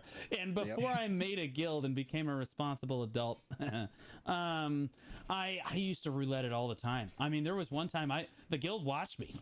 Right after I made the guild, it's the last time I griefed my gear, aside from yesterday, which I'm getting to, or 2 days ago now. Oh my God, I got so upset. I was the way I like to say it to my guild members is I was in the mood to progress. You ever have one of these moods where you're like, I want to progress. So you just throw everything in the enhancement rack and you're like, it can't all fail, right? And then it does. Yeah, when my friend hits a pen, that I get the mood to progress. I've blown up. I had a pen ruins ring back when pen accessories were unthinkably rare. Because if it was Tet, it was not safe. On the wheel, and that only really stopped because we started getting pen stuff, and I had to set the example for the rest of the guild. But I still swore I would always enhance my stuff. I just did it a lot more intelligently moving forward, except for my birthday stream, which was a couple days ago, where I warned Cass, who's the GM of Reforged. I warned her. I go, hey, so Cass, I'm gonna grief myself, and she's like, define griefing. And I'm like, I'm gonna take off my Black Star and I'm gonna hit that, and when that doesn't go, I'm gonna take off the Debo and I'm gonna hit that, and if that doesn't go, I'm gonna take off the Distos and I'm gonna hit those too. And she was like, okay, so you're still gonna be at Caps, right? And I was like, yeah, totally, just no Kayas or Chimeras. We'll be fine. If you hit the necklace and the earrings and those are Kayas and Chimeras anyway, does that gear even matter? Really? So I hit all this stuff and I ended up getting a lot. I hit Pen Black Star on the first click of the day, which was insane, and it was a lot of fun. And then I hit Pen Manos Gathering Close, and then I hit a Tet Manos Ring. I hit a Tet Manos Ring, and then I hit a Pen Distortion Earring. We don't talk about what happened with the Deboraka necklace. The Debo I saw you in chat. The Debo was so good. Bro, the Debo, I clicked it 4 times. It went from Tet to base. It went from Tet to base. It downgraded every time. It was unbelievable. It was That's me with unbelievable. accessories. I just watched my money just vaporize, but that's okay because I got so tilted. Again, we were in the mood to progress. I just took out the distortion earring. We threw that in there, and then we had the copium that went, so it was worth it. You know what I mean? Like super worth it. It did go. So technically, my gear score is the same as when we started. But like, and you'll eventually get the Ted Debo back, so it'll be fine, right? If anything, this just proves what a good idea rouletting your gear can be sometimes. So like, not for anyone in Reforged, of course. Players out there listening, do not do roulettes. Don't listen to Blue. For any of my players in Reforged, absolutely not. Don't ever do that. Buy your gear. For any of the players in any of the other competing PvP guilds, please roulette your gear. It works every time.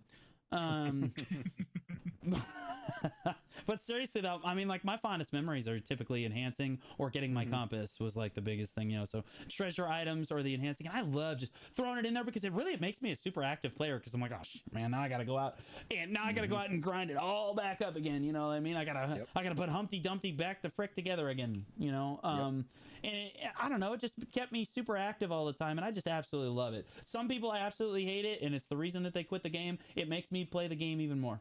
So yep. I'm the same way. So we had a running in the first guild I was in, Joker. We had a running joke where our rule was Tet or Pry. You either show up. This is when soft cap was 530 or whatever. It was you either show up to war with full Tet ring, or you show up to war with a full Pry, ring of gear around. There's no in between. And, I'll do you one better. It's pen or Pry. There is no try. Do you catch my drift? There is no try. You know what I mean? The 3 lines that doesn't exist. Like, it was our same motto, same thing. So yeah, I can remember just sitting, Saturday morning. I spent all week grinding up my gear. I did all my scrolls from M-Frags the day before. I'm sitting there with like probably 2 bill, 3 bill worth of enhancing mats, at the time, which was nutty, with like a prize arca. And I'm like, okay, today's the day, everybody, buckle up, and you sit there and you burn and you burn and you burn and you burn, and your money just goes and disappears. And you're like, you get to the end of it and you're like, I hate this game. I never want to play it again. But then Sunday you're grinding again because you need the gear, because you need a Tet to go to war. So yeah, it was so true though. I loved it. I loved every second of that. Yeah. I loved it. I do. Blue, you talked. Did you have any major tinfoil, Blue? Oh, I mean, I'm not superstitious, but I am a little stitious. If you stand, I mean, like, again, like, it's people ask me all the time, Blue, do you have any superstitious stuff? No, but move out of the way so I can shoot this seagull so that I can enhance this try facing eastward while the wind is blowing, at my back. You know what I mean? Like, I definitely have spots where I enhance everything, and I do that for a reason. And now I apparently have songs that I absolutely must listen to because it's like literally can't fail. I can't believe that, the Awaken was so good. The disto went on Awaken. It's my favorite song of all time. And it went on like the perfect drop refrain. Worlds Collided so hit, bro. It was so clean. It just felt so good. It was as if it was edited. I was talking to my friend. It's as if it was edited, but it's not. I know. It was so clean. And then the Worlds Collide was also clean. I was listening to it on the way to school this morning when I was on my way to the summer camp thing, and I was just picturing the whole time. I used to picture some crazy shit when I listened to Awaken. It's wild. You just go to a place, you know what I mean? Like you're in the zone. But like then I just saw my own self over and over. And I just kept seeing the disto hit pen. And again, that's why we love playing the game. Like those moments are literally what capture it for me. That's what really gets it for me. You know what I mean? So yeah, I'm a big fan. Yeah. I have a tinfoil. Yeah, I have some tinfoil. Little stitious. Yeah. Jay, do you have any tinfoil? I do stand at the top of Kama Sylvia tree. That's kind of like my enhancement spawn, and I hit both my Pendebos there, so I kind of might as well keep doing what I'm doing. I feel like that's a lucky spot for me. So yeah, I've had some varying tinfoil to varying degrees of success over the years. After I hit my Pen Griffin on Chop Suey Rock, I started Chop Suey. That's a System of a Down reference. Look it up on Wikipedia. I'm gonna avoid saying that word on stream, but look it up on Thank Wikipedia. you so much for that. Like, let's just Jay, what are you doing to me right now? Like, What? But anyways, there's Chop Suey Rock, which is no longer in the game. And after I hit my Pen Griffin there, that's why I did all my enhancing, because I was like, this is the spot for me. And now it doesn't exist in the game anymore, so I can't do that anymore. And then for a while, I just had the mentality of like, it goes or it doesn't. Like, not percentage wise, but like, I'm either gonna get it or not. So I just started doing all my enhancing. I would literally pull it out of Velia store. Now this was the tinfoil though. You pull it fresh out of the Velia storage from the other character that it's on. You're so and you dumb. skip and you tap right in front of the Velia storage schemer. You And skip, then- you heathens. Yeah. You You can't skip. But the skip it? rule was you cannot have the stones already in the character's inventory, and you cannot have the item already in the character's inventory. If it is, you have to put it Oh my into the God. storage, pull This it back out, and pull it then back you can out. tap it. This is literally Yeah, I would just, the archaic. Velia storage keeper has seen almost every single one of my major enhancements because I literally just pull it out and go click. Now I let it slide when I tap for pins. You know, that's the rule. Everything else gets skipped. When we get to pins, you let it slide. And then when I was at the time when C20 pin heaves were super popular, when I was trying to tap it, the damn thing would not go for shit. And so I went to Heidel Pass, and me and my guildies would stand on the banisters, like the little like walkway over Heidel Pass. We'd wave our banners, and I would put down 3 flame traps and flag up. And whoever unlucky soul would come through Heidel Pass on their horse AFK would get You. knocked over. You, by- I by the flame remember trap. this. And I would This is- jump down and I would I murder the knew player, it. and on their body I would tap for a pin heave, and that's what I did. You- And that's how I got my pin heave. Is I just murdered players. It requires a blood sacrifice, and that's what I did. So Oh. I do miss those Unbelievable. days though, because it was way more fun than like these. Oh, it's these wild, right? Yeah. Yeah. Like these small enhancements are fine, but the thing is like players do them so sporadically now because you've got to save up this massive amount of crons that like, because basically all of our gear is croned at this point. Like you're not even our accessories are getting croned now. You know. What do you mean? So- I don't know what you're I was Yeah. raw dogging that Black Star, baby. I don't know. Every now and then I I was will like- just straight send something. I'm like, I don't give a fuck. Click. Again, you were in the mood to progress, Tiltus. I'm Yes. proud of you.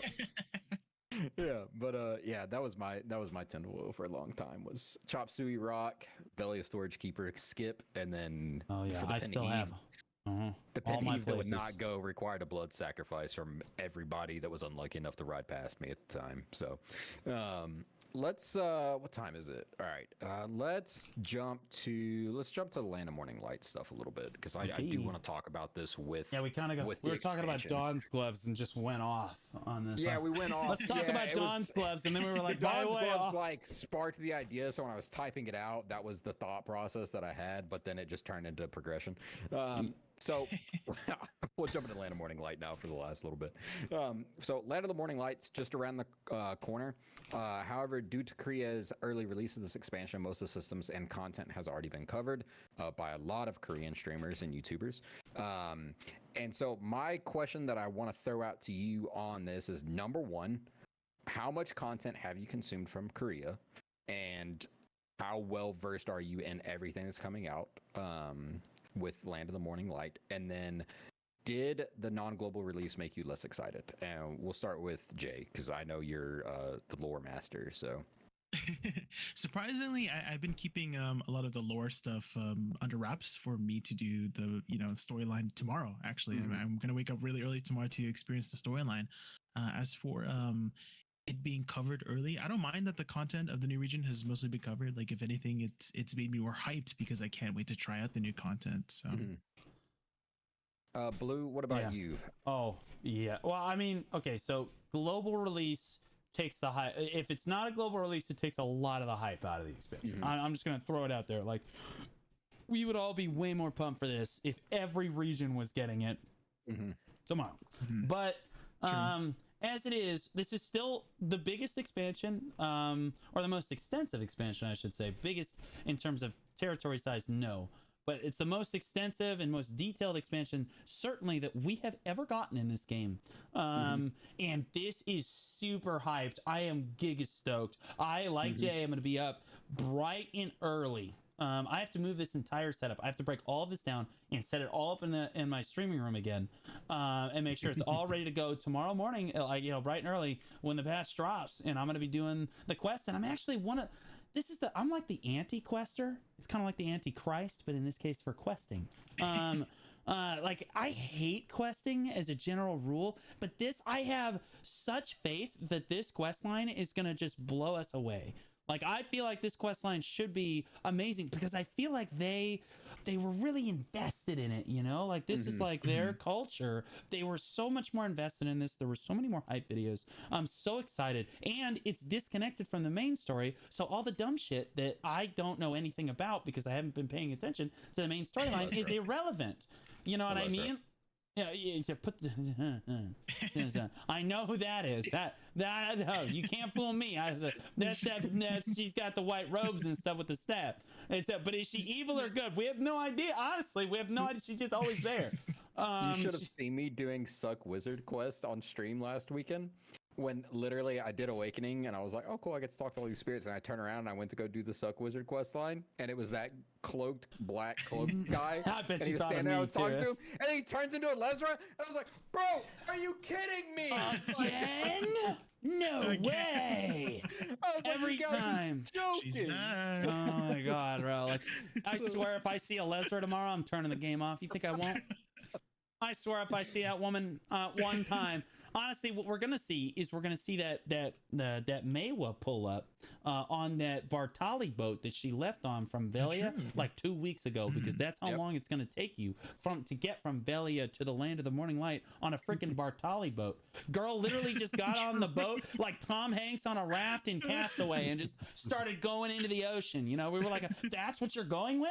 Like I had the guild. The funny thing was when I did the quest line, I had the guild galleon. The boat that you can only get from owning a region, right? Like I had it's just this massive, huge boat, and she rolls out with this dinky ass little. I couldn't see it over there behind the sides of my deck. That's crazy. Good luck sailing out there. There's nothing I can do to help you. You know what I mean? Leaving a huge wake behind you, like literally capsizes her boat.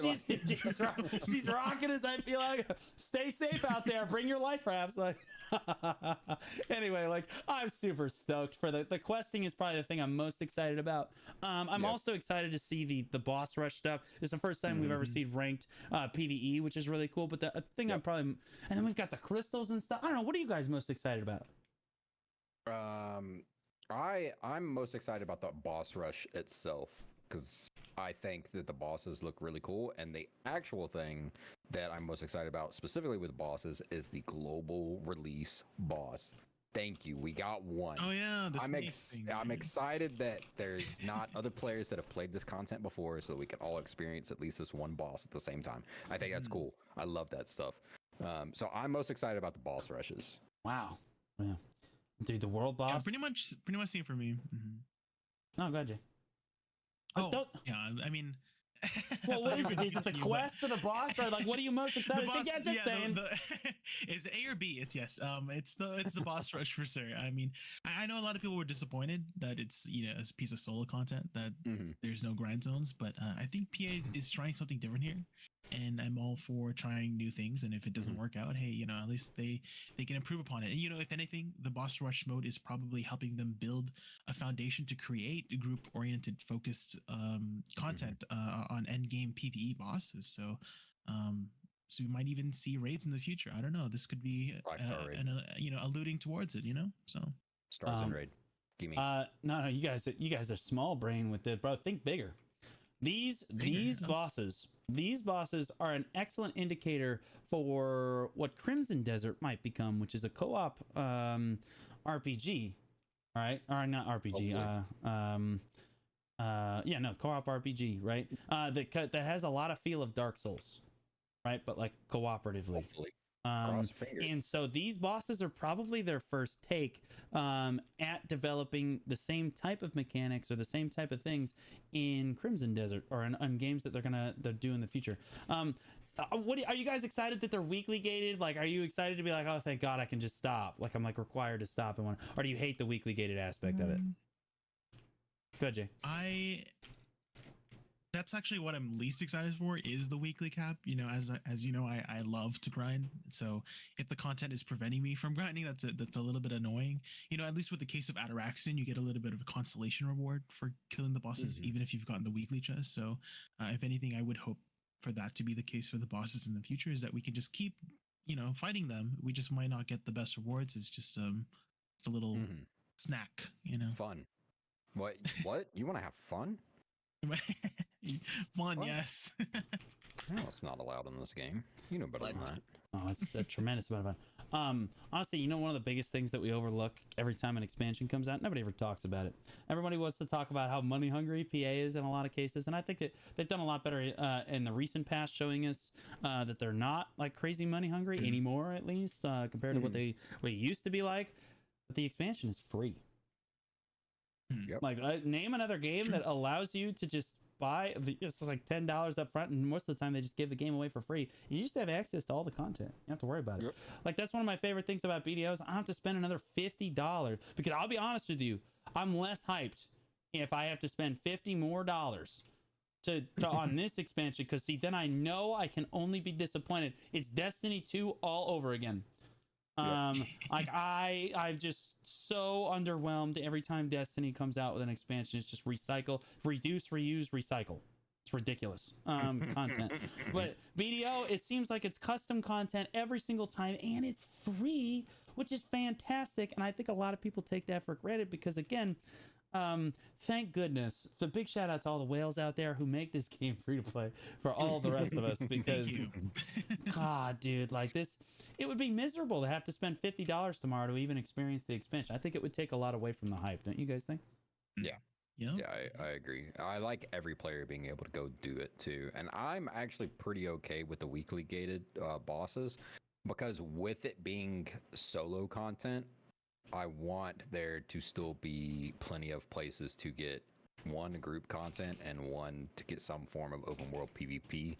And I mean, that is one of the big concerns for PvP, is that, like, it's gonna, I don't think this, but I've heard a lot of people say, you know, it's gonna die, it's gonna suffer very heavily at the beginning because everybody's going to be doing their bosses. And I'm like, I don't think it's really going to be that bad. Like, if you've got 100 players doing the boss at the same time, like, the mainland's still good to go. So I think it's a doomer take, but I'm okay with the weekly gated content. It doesn't bother me. I think you should be able to do it again for consolation prizes like dungeons, but it doesn't bother me being weekly gated at all.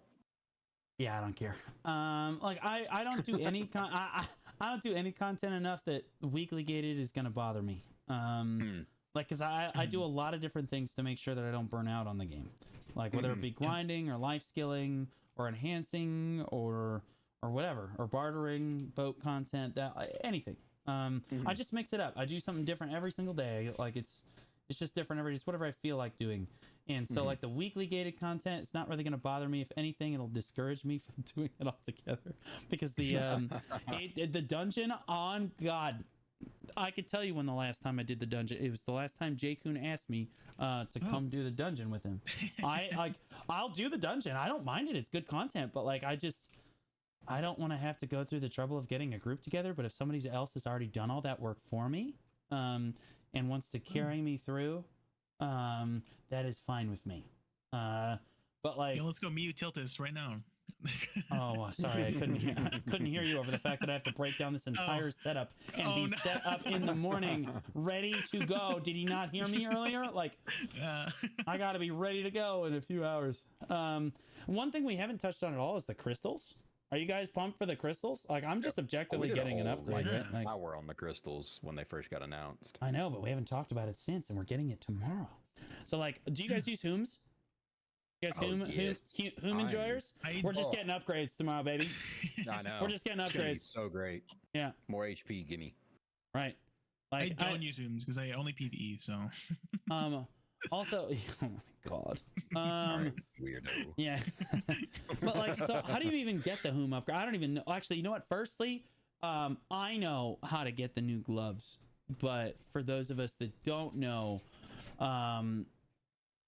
how do we get the new Dawn's gloves? Is there, like, some sort of quest that I need to accept? Okay, so should it be in my Black Spirit in the morning?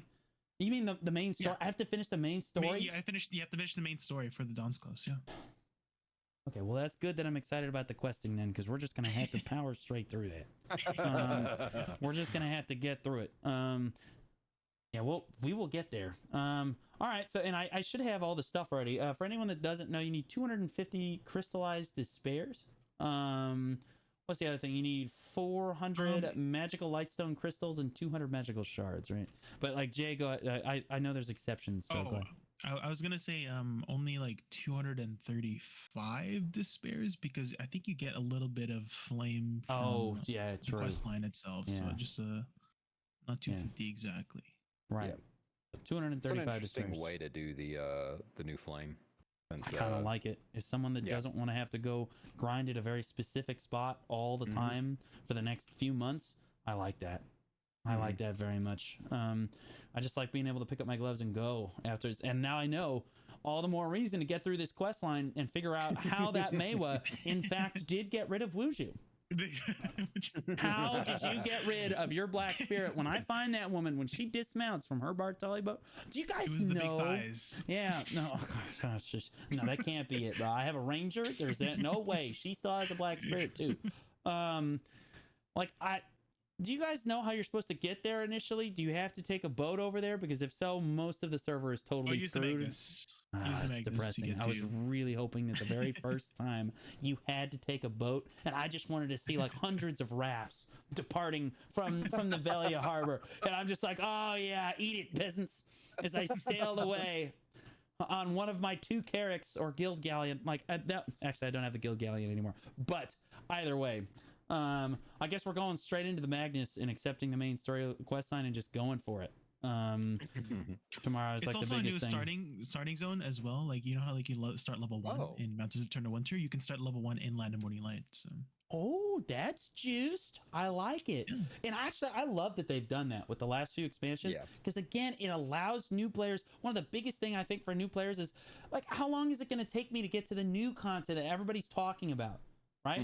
And you just spawn in there, big dog. You just spawn in at that content. That is so big.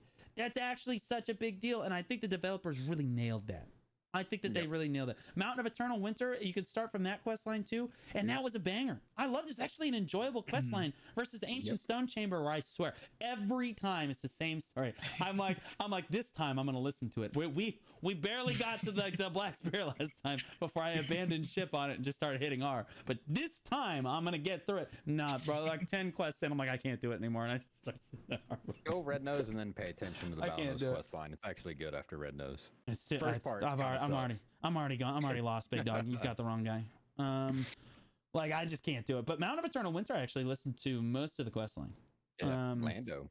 Yeah, Lando, my homie. So I'm hoping that tomorrow we get some juiced voice acting and some storyline that we can actually follow and really get invested in. Like I want to come out and be like, Team Megu, let's get it, or something. You know, like I don't like I don't know. Make me invest in the storyline. I'm really hoping for Team Megu. Yeah. Hashtag abandon the Black Spirit. I'm going into the Magnus. I like how all the bosses are all based on Korean folklore and myths and legends. Yeah, so. I love that. Yeah, I love that. Yeah, go ahead. I didn't talk about it much when we brought up the Korean influence over the new expansion, but I think, and honestly, this is gonna sound weird, but I think it's one of the things that makes Naruto so fucking good is that all of Naruto is based on Japanese folklore. Like all the main characters, or not the main characters, but all like the major like upgrades that they get, like everything has just got its roots like really, really deep in Japanese folklore, and it makes it amazing. It makes it feel really fleshed out because there's all this stuff that the creators can pull content and ideas from and twist it to make it fit the world that they've created. So I'm really looking forward to that as well. I honestly actually kind of have high expectations for the quest line. So yes. I hope it's good because I'm excited. I'm so, God, please don't let me down. It's disconnected from the main story so I can follow this one.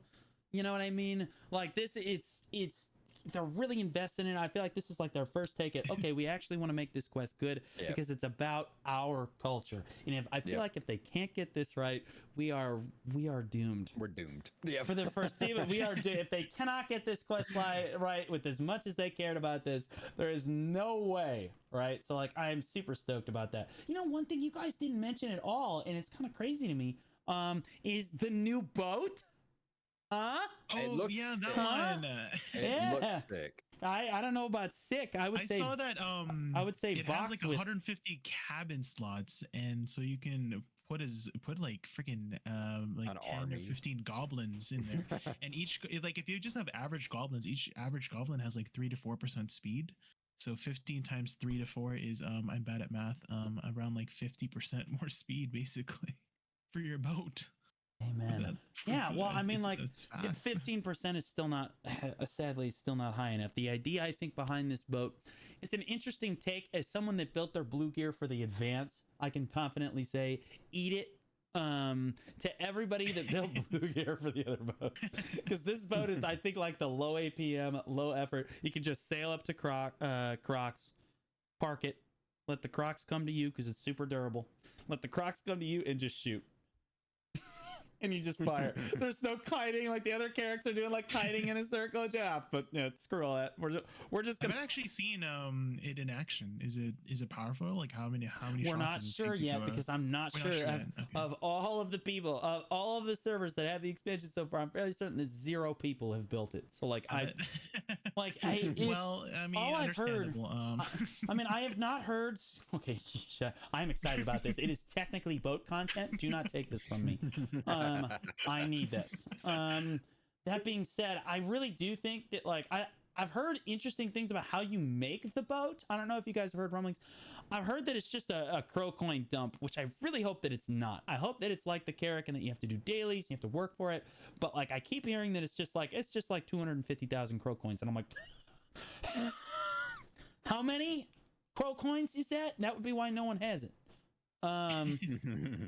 But like, if it's weeklies and it's a reasonable amount of crow coin investment, I'm totally on board. I'm totally going to build it. And that's as someone that has an advance and has a valor and has blue gear on the advance and has used the guild galleon. One of the few people that's done that too.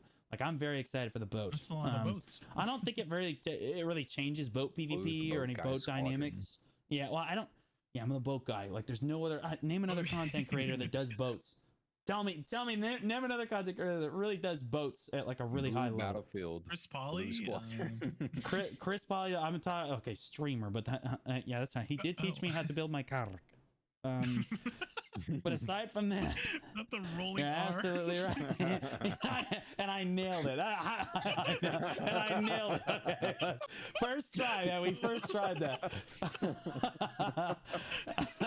But like, yeah, I'm super stoked about the boat content. I don't think that it actually changes boat PvP an incredible amount. I still think that the Valor and the Volante are still better in boat PvP. But in PvE, as far as doing Crocs and Lekrashan and stuff go, and it's got an interesting dynamic, right? It's got lower overall base stats, but it gives you a lot of sailor functionality, which I think is a better design for a boat. Just because, okay, there's like a million different types of sailors in the game. If I want, so for this particular boat, if I want my cannons to literally fire like Davy Jones in Pirates of the Caribbean, some front shooting cannons, I can literally put all of the cannon turn radius. I can just 15 of those sailors on the boat, and I can just forward fire the cannons or backfire the cannons, which I'll be honest with you, in PvP means I can just hit T and sail away from you and just kill you. Chase me if you dare. All right. Like, I think that it's got a lot of interesting dynamic in the boating in general, so I'm just like super excited for it. I know not very many people are, but I'm probably gonna jump straight on the weeklies and stuff and kind of dive into see how I get it. I hope you got enough crow coins. I have a decent amount of crow coins, but admittedly I don't have a crazy amount. Honestly, one of my biggest mistakes that I've ever made in the game happened last week. Where I grinded, like, I had the guild galleon, right? So the best thing you can do with that is you go out to Crocs on Arsha during the 100% drop rate event. I basically had 300% drop rate at Crocs the whole time, and I was just going around and around, and I was just hard clearing the Crocs because the boat is juiced, right? And like people would sail up and go, never mind, and then sail because I got this giant boat. But like I got all of these moss covered maps. I got like 8 or 9 moss covered maps, which are like 8 or 9 attempts basically at Evanruth's Knoll. Well, not like full attempts, but like you get chances at it. Like crazy. And they only drop like 1 an hour, even with like 300% drop rate. Maybe you might get 2 an hour. It's miserable. It's miserable. But they expire every 24 hours, and I'm not entirely certain why they designed it this way. And I logged in about 35 minutes after they all expired the following morning, and I lost every single one of them. One of the bigger mistakes that I've made in the game for sure, because I just ate up like 10 hours of my time. But like, yeah, no, I'm super excited to see what kind of changes that brings to the boat stuff. Are you guys people that when you start a new expansion and stuff, do you go around like the town and like look at stuff and like investigate things? Or do you just blaze straight through? You just hit until you run to the next quest? Oh, for like knowledge and stuff? Well, not just Sometimes. knowledge, just like, are you an explorer? Do you just like, oh, what's over there? Oh, piece of candy. Just like, and you just walk over there. Oh, that looks really cool. Oh, just like enjoying the view? Yeah, sometimes. Yeah, I did that with Mountains of Eternal Winter. I took my time with it. So I think found we're kind of forced to take our time with this one. Right. So I found that I blast through, and then about a month later, I'll come back to whatever expansion it was, and I'll really like start researching like everything that's kind of around it once kind of like the new hype is worn off or the new areas or whatever, and I'm like, okay, what really is going on here? Mostly because at that point I'm now trying to figure out what in the hell I'm doing life skilling wise in the new area, like what the new things are to get, and life skilling requires you to go to some strange places sometimes. But I will say I was not able to do that with Mountain of Eternal Winter because of the way Mountain of Eternal Winter was written. I had to go to strange places anyways. So like when I roll up and there's a whole bunch of like, what are they, coal kilns or something like that, and it's just like a village of like people just making coal, I was like, oh, this is interesting.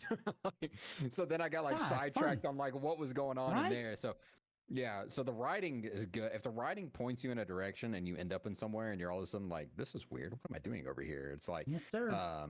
It can be very interesting. So I'm hoping that with all the detail that they've pumped into this expansion, that they've really taken their time and like making you appreciate everything, because they've gone in depth already and said like the mountains are based on the mountains in Korea, and the plains are based on these large swaths of plains that we have with dirt paths still, and small villages and like stuff like that. And I'm like, dope. I hope it looks awesome.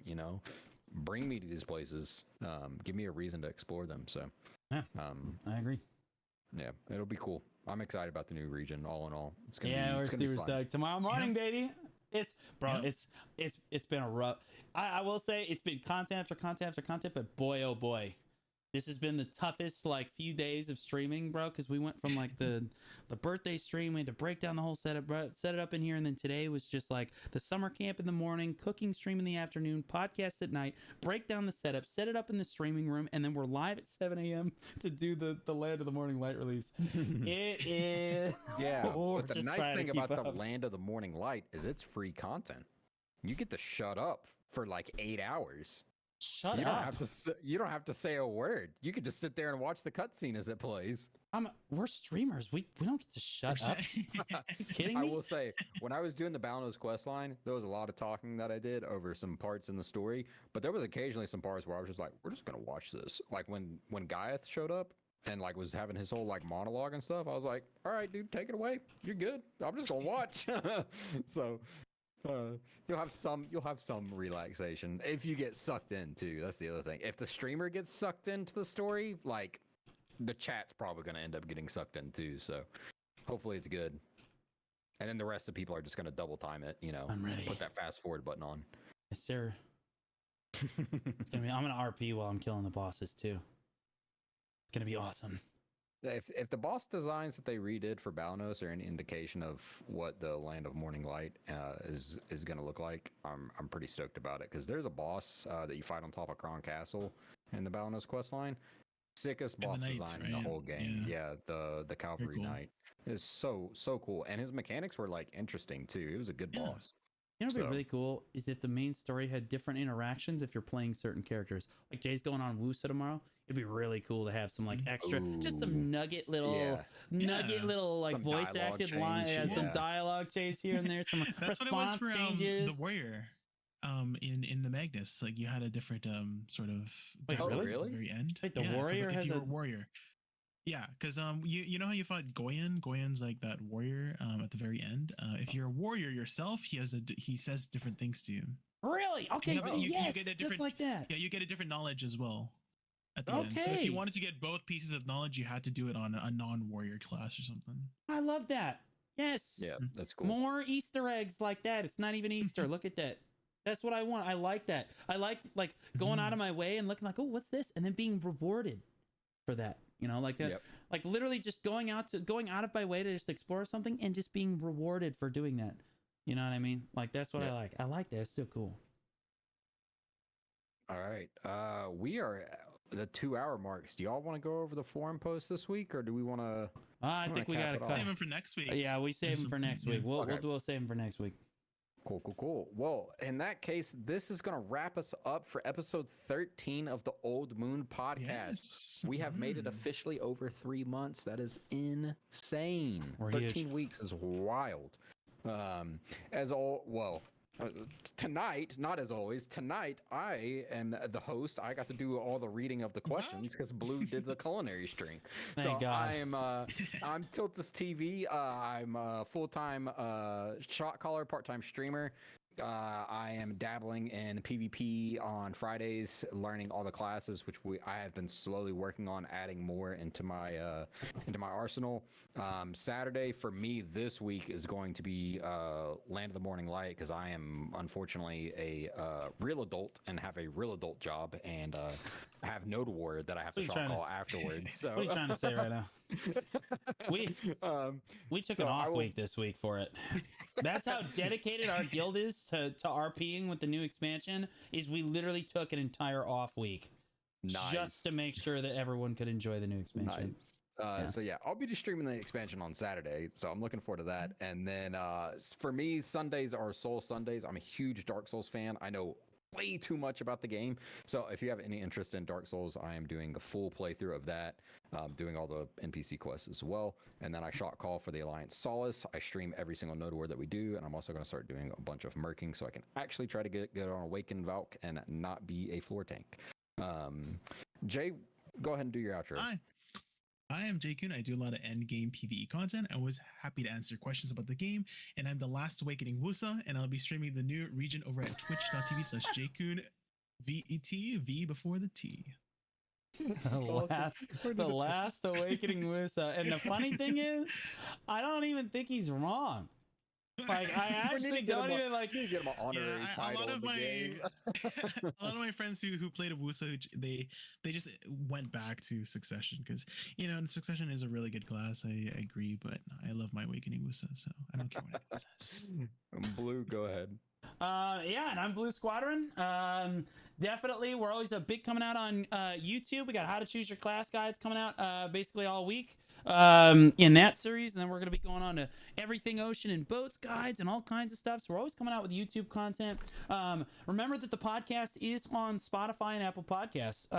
So if you guys want to listen to it, you don't necessarily have to tune it on YouTube. You don't necessarily have to tune in live on at 8 p.m. on Tuesday nights.